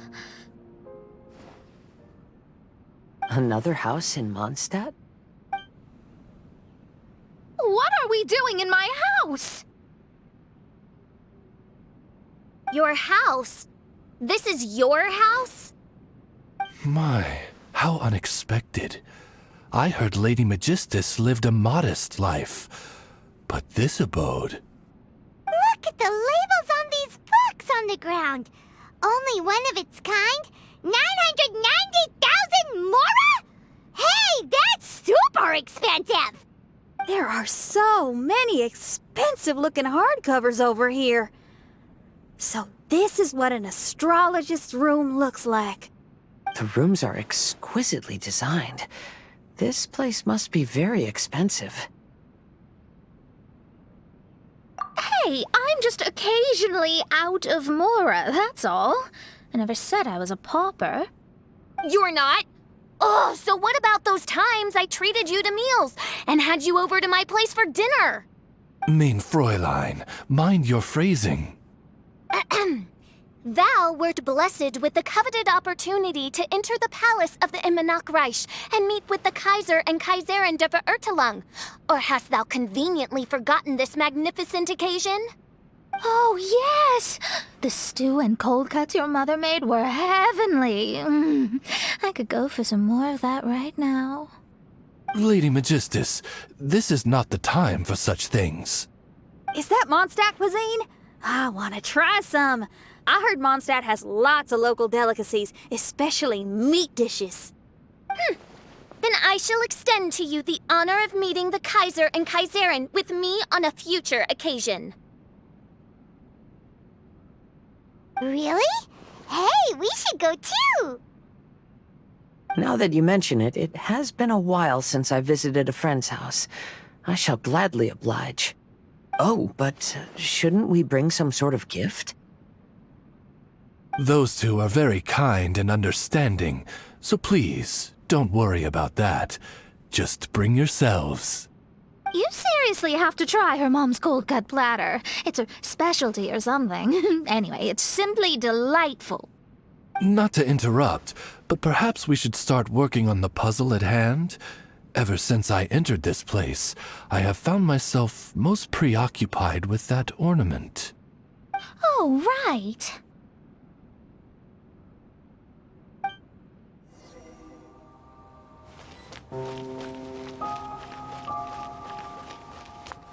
Astrologists are able to understand the most complex signs among the stars. And because of this, they are not allowed to show any arrogance.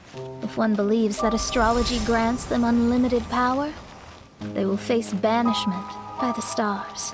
In the past, I was ignorant enough to think that I understood all. You should not get confused. If you should become confused one day, not even astrology will be able to help you then. That's what the old hag said. We astrologists can't predict our own fate. But today, those words seem to carry a different meaning.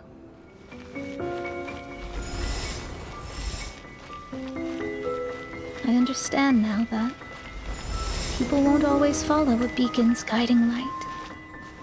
Even though the way forward may be dark and dangerous, they will still resolutely forge ahead.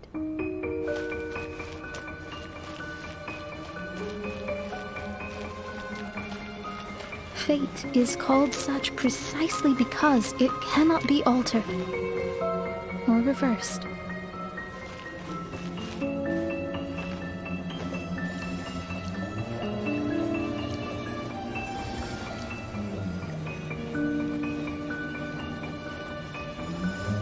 I understand the governing laws of the universe and have glimpsed secrets between heaven and earth. Observing it is enough for me. There are no perfect legends and no heroes that can save everyone. Instead of dwelling on my helplessness, what I should do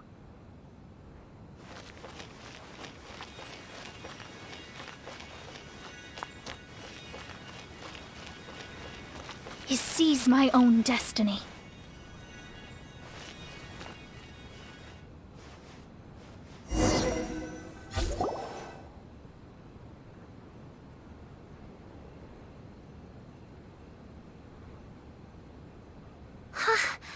What a magnificent view! Lady Magistus, I believe this is the firmest evidence yet of your immense genius.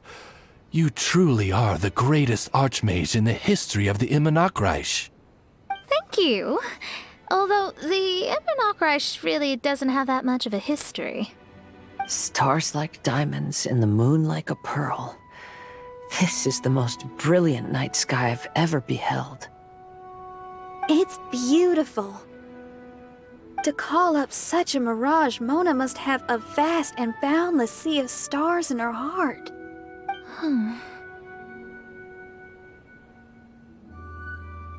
I'm just thinking. These must be the things that we aspire to. This night sky is incredibly beautiful.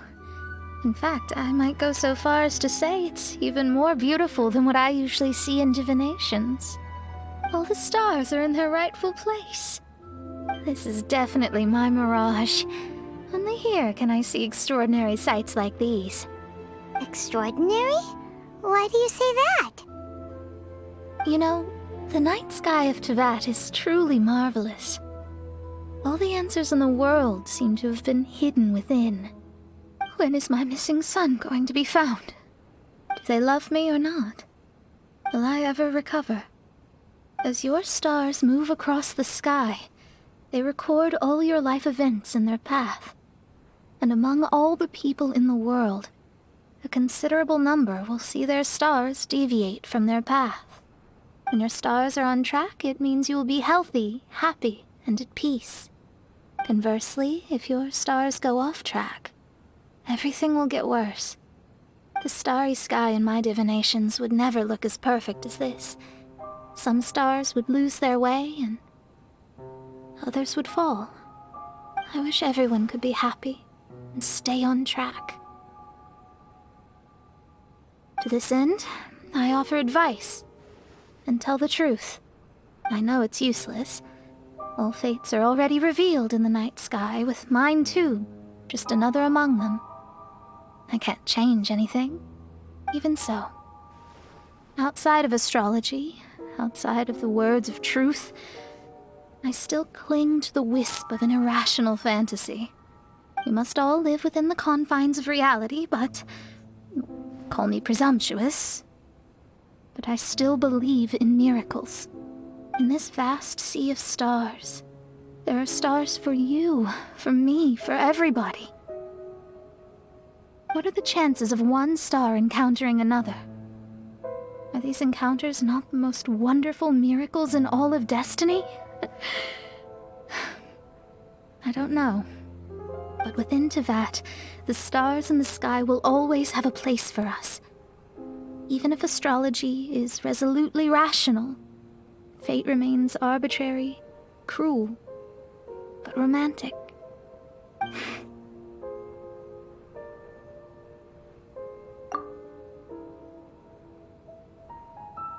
I think I have figured out what those stars are hiding. Now I will seize my own destiny.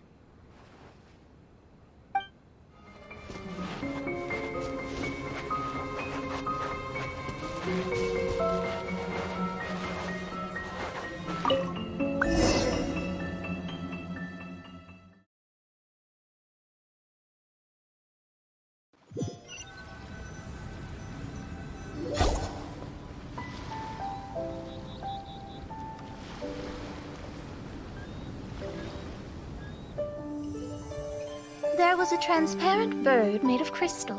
It was beautiful and fragile and could sing the most beautiful songs. But since mortals couldn't see it, they believed it to be a trick. How could a transparent bird possibly exist, let alone sing? When the bird heard that, it flapped its wings and flew across mountains and seas all the way to the night sky, where it turned into a star. Its brilliance was so dazzling that it illuminated everyone. It allowed all those that could see it to follow its light through the dark night, to sail through the seas under the guidance of the stars. It was born in wisdom, but trapped in ignorance. It has never voiced a complaint, for this is its destiny. Guiding people to see their destinies is the very meaning of its existence. We're back here again! So, are we completely out of the mirage? How strange.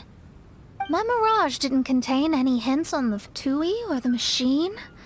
Does that mean they had nothing to do with these mirages after all? Or perhaps these mirages are a mere consequence and not part of a process at all?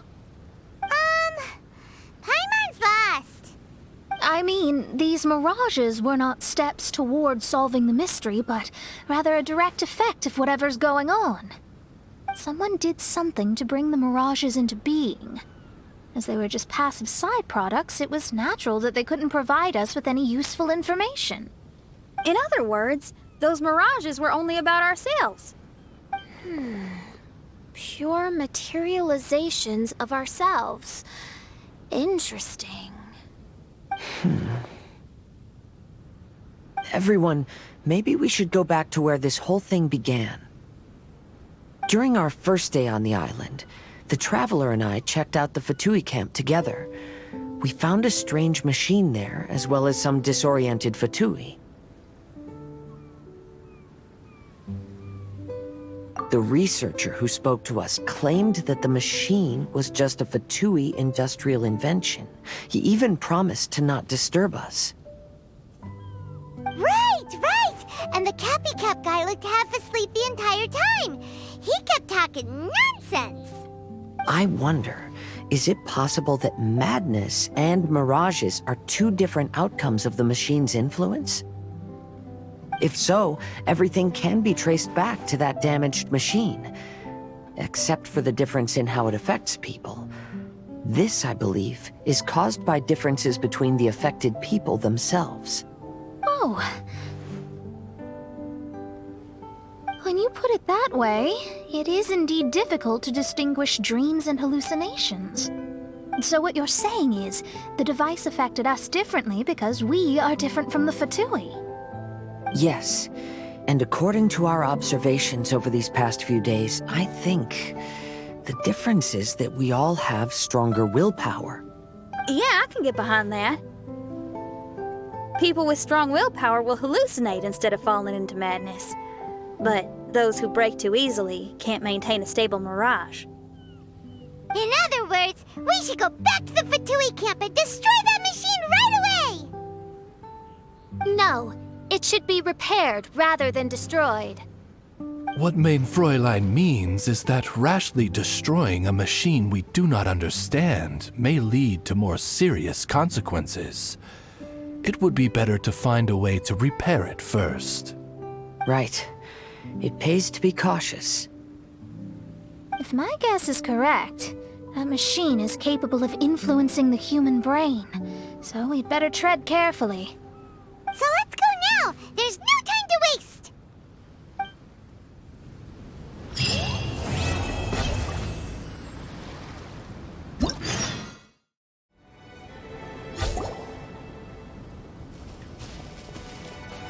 Hey, look! Isn't that the same guy we saw on our first day here?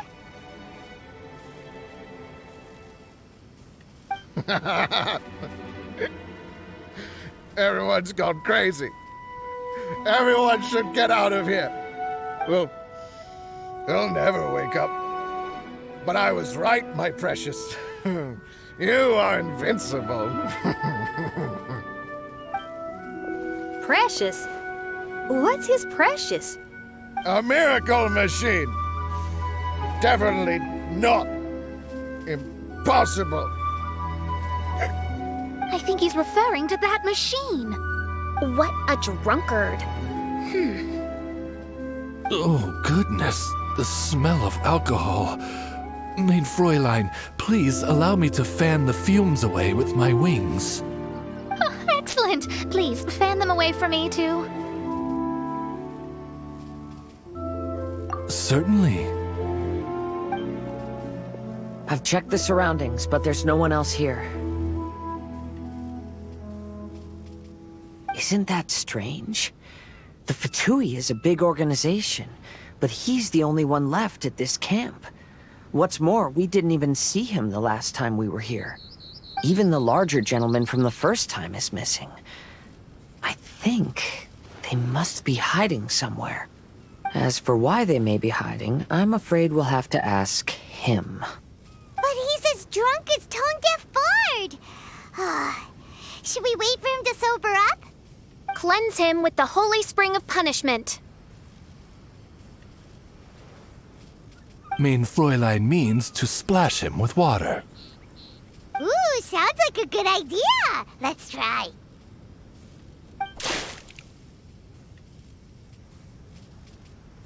Hey, he opened his eyes! Huh? Hey, are you one of the Fatui? Can you tell us what happened here and what that machine is for? Fatui? Ha! Fatui! Those blockheads from the administration will regret it now! That's what you get for rejecting my research and forcing me to conduct my research on this deserted island. My precious! My precious! Why is he crying? Looks like he has a lot of pent-up emotions. You mocked me! And my precious invention. You don't know anything about the future.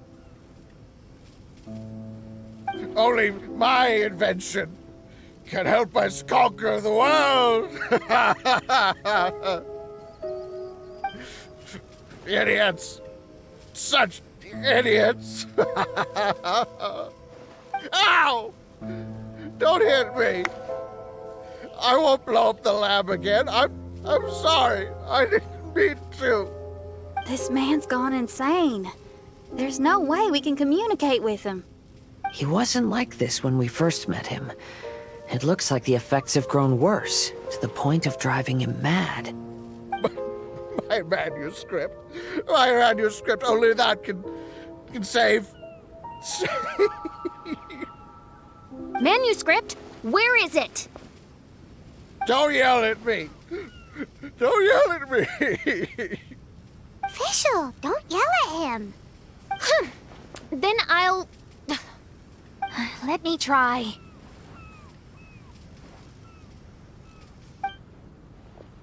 Kind sir, look at me. Now, tell me, where did you hide your manuscript? No! No, don't force me to write a report! Go away! He's completely lost in his own imagination. Allow me.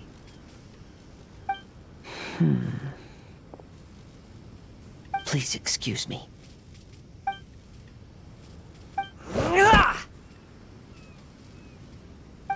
Oh! My butt! My brain is finally starting to work again. It's not a mushy mess anymore. Can you tell me where you put the manuscript? The manuscript. The manuscript is in the crack over there. Finally! Otherwise, I was gonna have to blast some of my loudest rock and roll in his ears. Kazuha hesitated for a long time before making a move. He's so nice. Everyone, let's search the stone cracks nearby for the manuscript.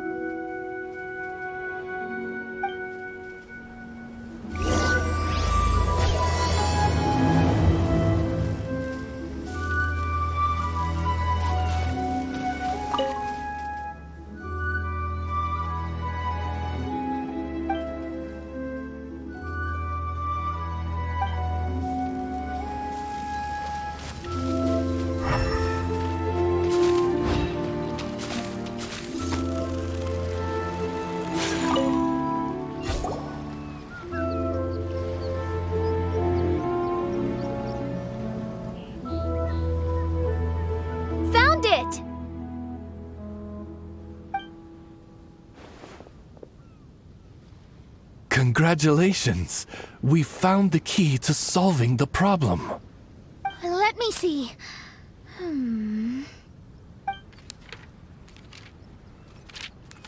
Just as I thought. This machinery, named cognitive mimicry, is capable of altering the state of people's brains. It was invented by the researcher we met earlier. His name is Persakov. According to the manuscript, the Fatui officials did not support Persakov's research. They believed he had taken the wrong path. But Persakov insisted on putting his machine to use. In order to achieve that, he disassembled the machine and used his connections to transport the parts to this deserted island. How did they find this island? The Fatui's intelligence network is not to be underestimated. Persakov was dead set on carrying out his experiments on this island. Most of his subjects were junior Fatui soldiers who all signed a waiver beforehand. It looks like they really thought this machine would benefit the Fatui. How does the machine work? That's most likely top secret. The manuscript didn't reveal any details, but Persakov did mention that the machine was modeled after the power of a god. Does that mean there's a god connected to these dreamlike mirages, and the Fatui found a way to research it? Clearly. Otherwise, they wouldn't have been able to reproduce the god's power. Anyway, Persakov's experiment did not go as planned. The machine broke down just days after it was activated. They tried to fix it, but the technologically illiterate Fatui soldiers completely ruined the machine. Even its most important component of all, the crystalline cores, got ejected and disappeared. A testament to the importance of maintenance in all aspects of life. I believe we can all learn something from this. Persakov may be a mad scientist, but he didn't want to see his subordinates suffer. Besides, if he didn't solve the problem, he would end up going insane as well. As a last resort, Persakov went out on his own to look for the cores. But he was just a sickly researcher, unfit for the task. He had to give up. Then, Persakov went searching for the soldiers who had gone mad and strayed from the group, and took them to a hidden cave. I think that was where they were at the day we arrived on this island. Persakov was taking a strong Fatui soldier somewhere. Yes, it took Persakov all of his strength to get all the missing soldiers into the cave. He tried to snap them out of it with music and poetry, but nothing worked. We came here once, but there was no one around. Come to think of it, that must have been the day Persakov was busy gathering the soldiers into the cave. There's good news and bad news written on the last few pages. The good news is, Persakov managed to figure out the location of the crystalline cores by piecing together the snippets of information he could get from the delirious soldiers. The bad news is Persakov failed to revive them and eventually succumbed to the device's influence himself. The last few pages of the manuscript are just unintelligible drunken scribbles. It appears that the responsibility for this issue now falls to my retainers and I. There's a map in the manuscript. The markings should indicate the locations of the crystalline cores.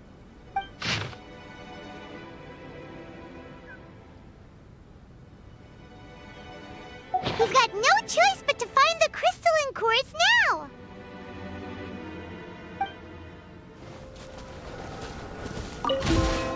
This should be one of the crystalline cores mentioned in the manuscript. Oh, and here's the second one. We found all the crystalline cores! Let's put them back into the machine!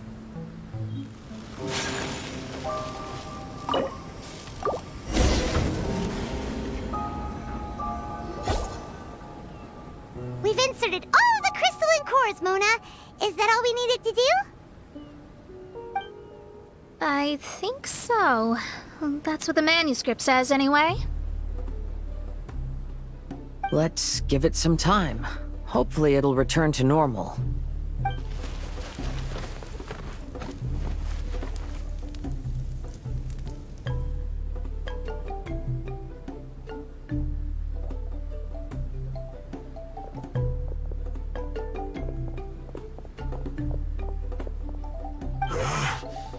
Someone's in our camp. Hey, who are you people? Hold on. Look at the machine. Is it fixed? What? But Mr. Persikov is still lying on the ground over there. We're the ones who fixed the machine! Yeah, you're welcome! We could have had a nice, relaxing vacation if all of this hadn't ended up occupying so much of our time. Apologize to me and my retainers at once. Huh? Oh no, I'm out of here. Hey! Don't leave me here on my own! Mr. Persikov's still there! We need to save him! Those two definitely seem a little more lucid now. It looks like we succeeded. Yay! Let's get out of here then! Paimon wants to spend the rest of this vacation back at our own camp. Yeah, but it feels like our camp now. Kinda like our temporary home. Then perhaps we should call it the Embassy of the Imanakreich and Dodoland. Huh? No! That's too many words! Paimon would prefer something easy to remember. Come on, let's go home now.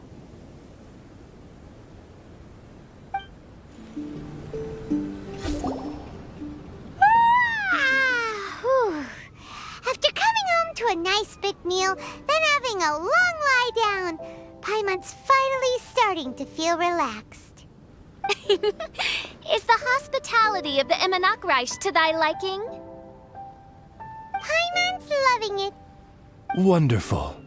Main Fräulein invited you all here not only to witness the arrival of our Holy Land, but most importantly, she wished that you could all relax and enjoy the summer. Great. Well, I've come to the right place. I love it here. May this place become an eternal paradise. Main Fräulein says she hopes to go on more adventures with you here in the future. Of course. And you should come find me and Liyue when you get the time. I'll show you around.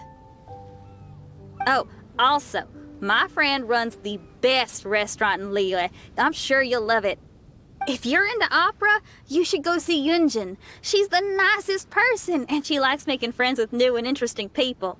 I'm sure the two of you will have plenty to talk about with your shared passion for theatrics. Oh? If Lady Xinyan speaks so highly of it, then I must entertain the idea. Traveler, I have a suggestion. There's a snack called roasted lavender melon in Inazuma, which goes rather well with fish. Why don't we roast some fruit and seafood for dinner tonight? Then it's decided. I'll go gather some more fruit. And for seasoning... Yep, that should do it. Ah, you're all here.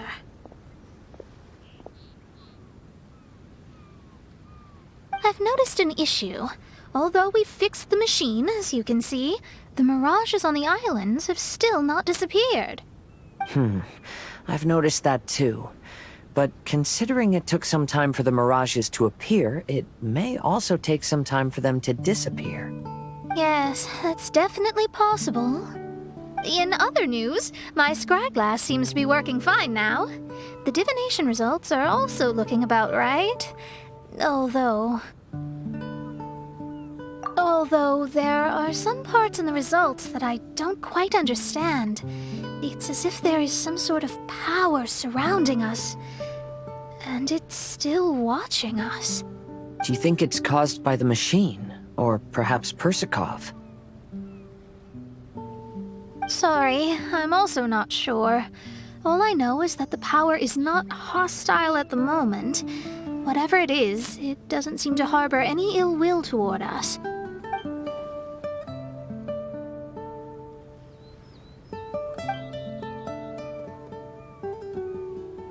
Well, although there's nothing left to disturb us and we can finally kick back and enjoy our vacation, we still ought to be cautious while we're on these islands. I will keep seeing what the stars say every day. I promised Fischl that I'd be her guard. I can help. Good. I'll be counting on you. Goodness knows why those girls are so carefree about everything. I suppose it falls to me to be extra vigilant. Oh, coming.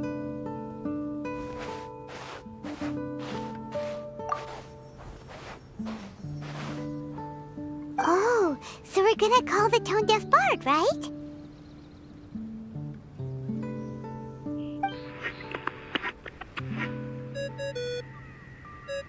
Well, hello there, strangers. You finally called. I thought you were having so much fun that you'd completely forgotten about me. Nope. Oh, tone-deaf bard, a whole bunch of really strange things happened.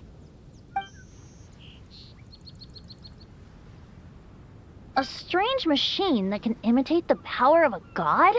Wow. I didn't know the Fatui had plans like that. Their imaginations are truly running wild. So, judging from your tone, it sounds like you don't know any more about this than we do. Alas, I am but a humble bard who sings for his Mora in the tavern. Why would I know anything about it? Ugh, so annoying. But other than that, did you two have fun? We did! We ate a lot of yummy food and saw loads of amazing things! It was really cool! That's good.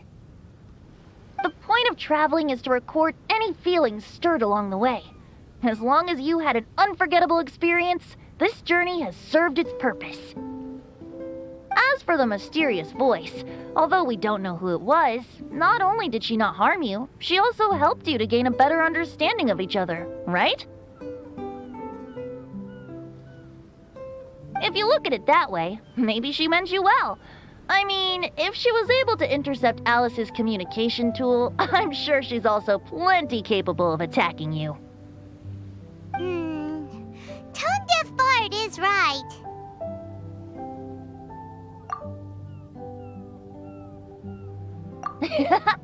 I'm glad to bring you some peace of mind.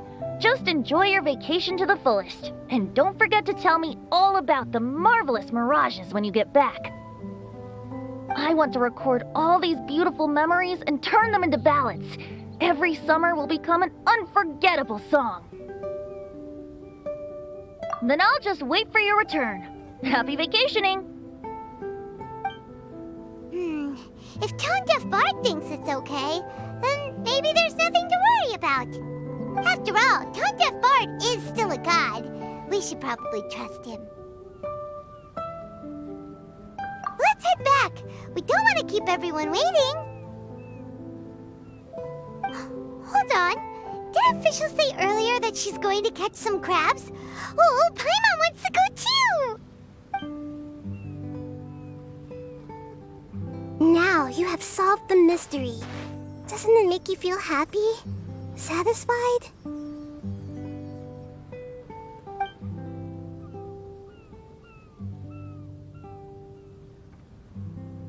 Don't worry, I won't hurt you. I'm just a little bird that sometimes flies by these islands, and am now watching you from far, far away. I just so happened to sense a power here that has something to do with me.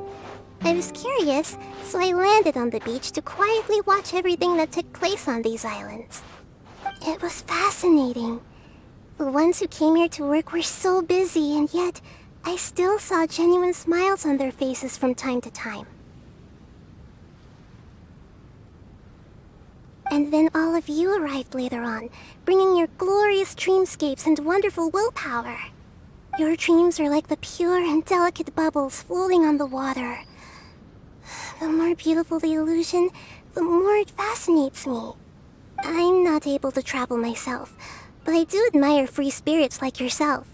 So, I helped them design a little something for you all. I hope you liked it.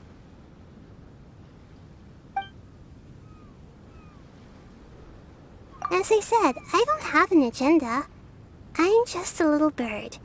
I stopped here to admire your lives, joys, sorrows, and all. You are a special person with a unique and brilliant glow. I decided to communicate with you in this way because I'm really curious about you. There's no need to wonder about my name. Maybe one day in the future, we will meet in another place. When that time comes, I think you'll be able to recognize me.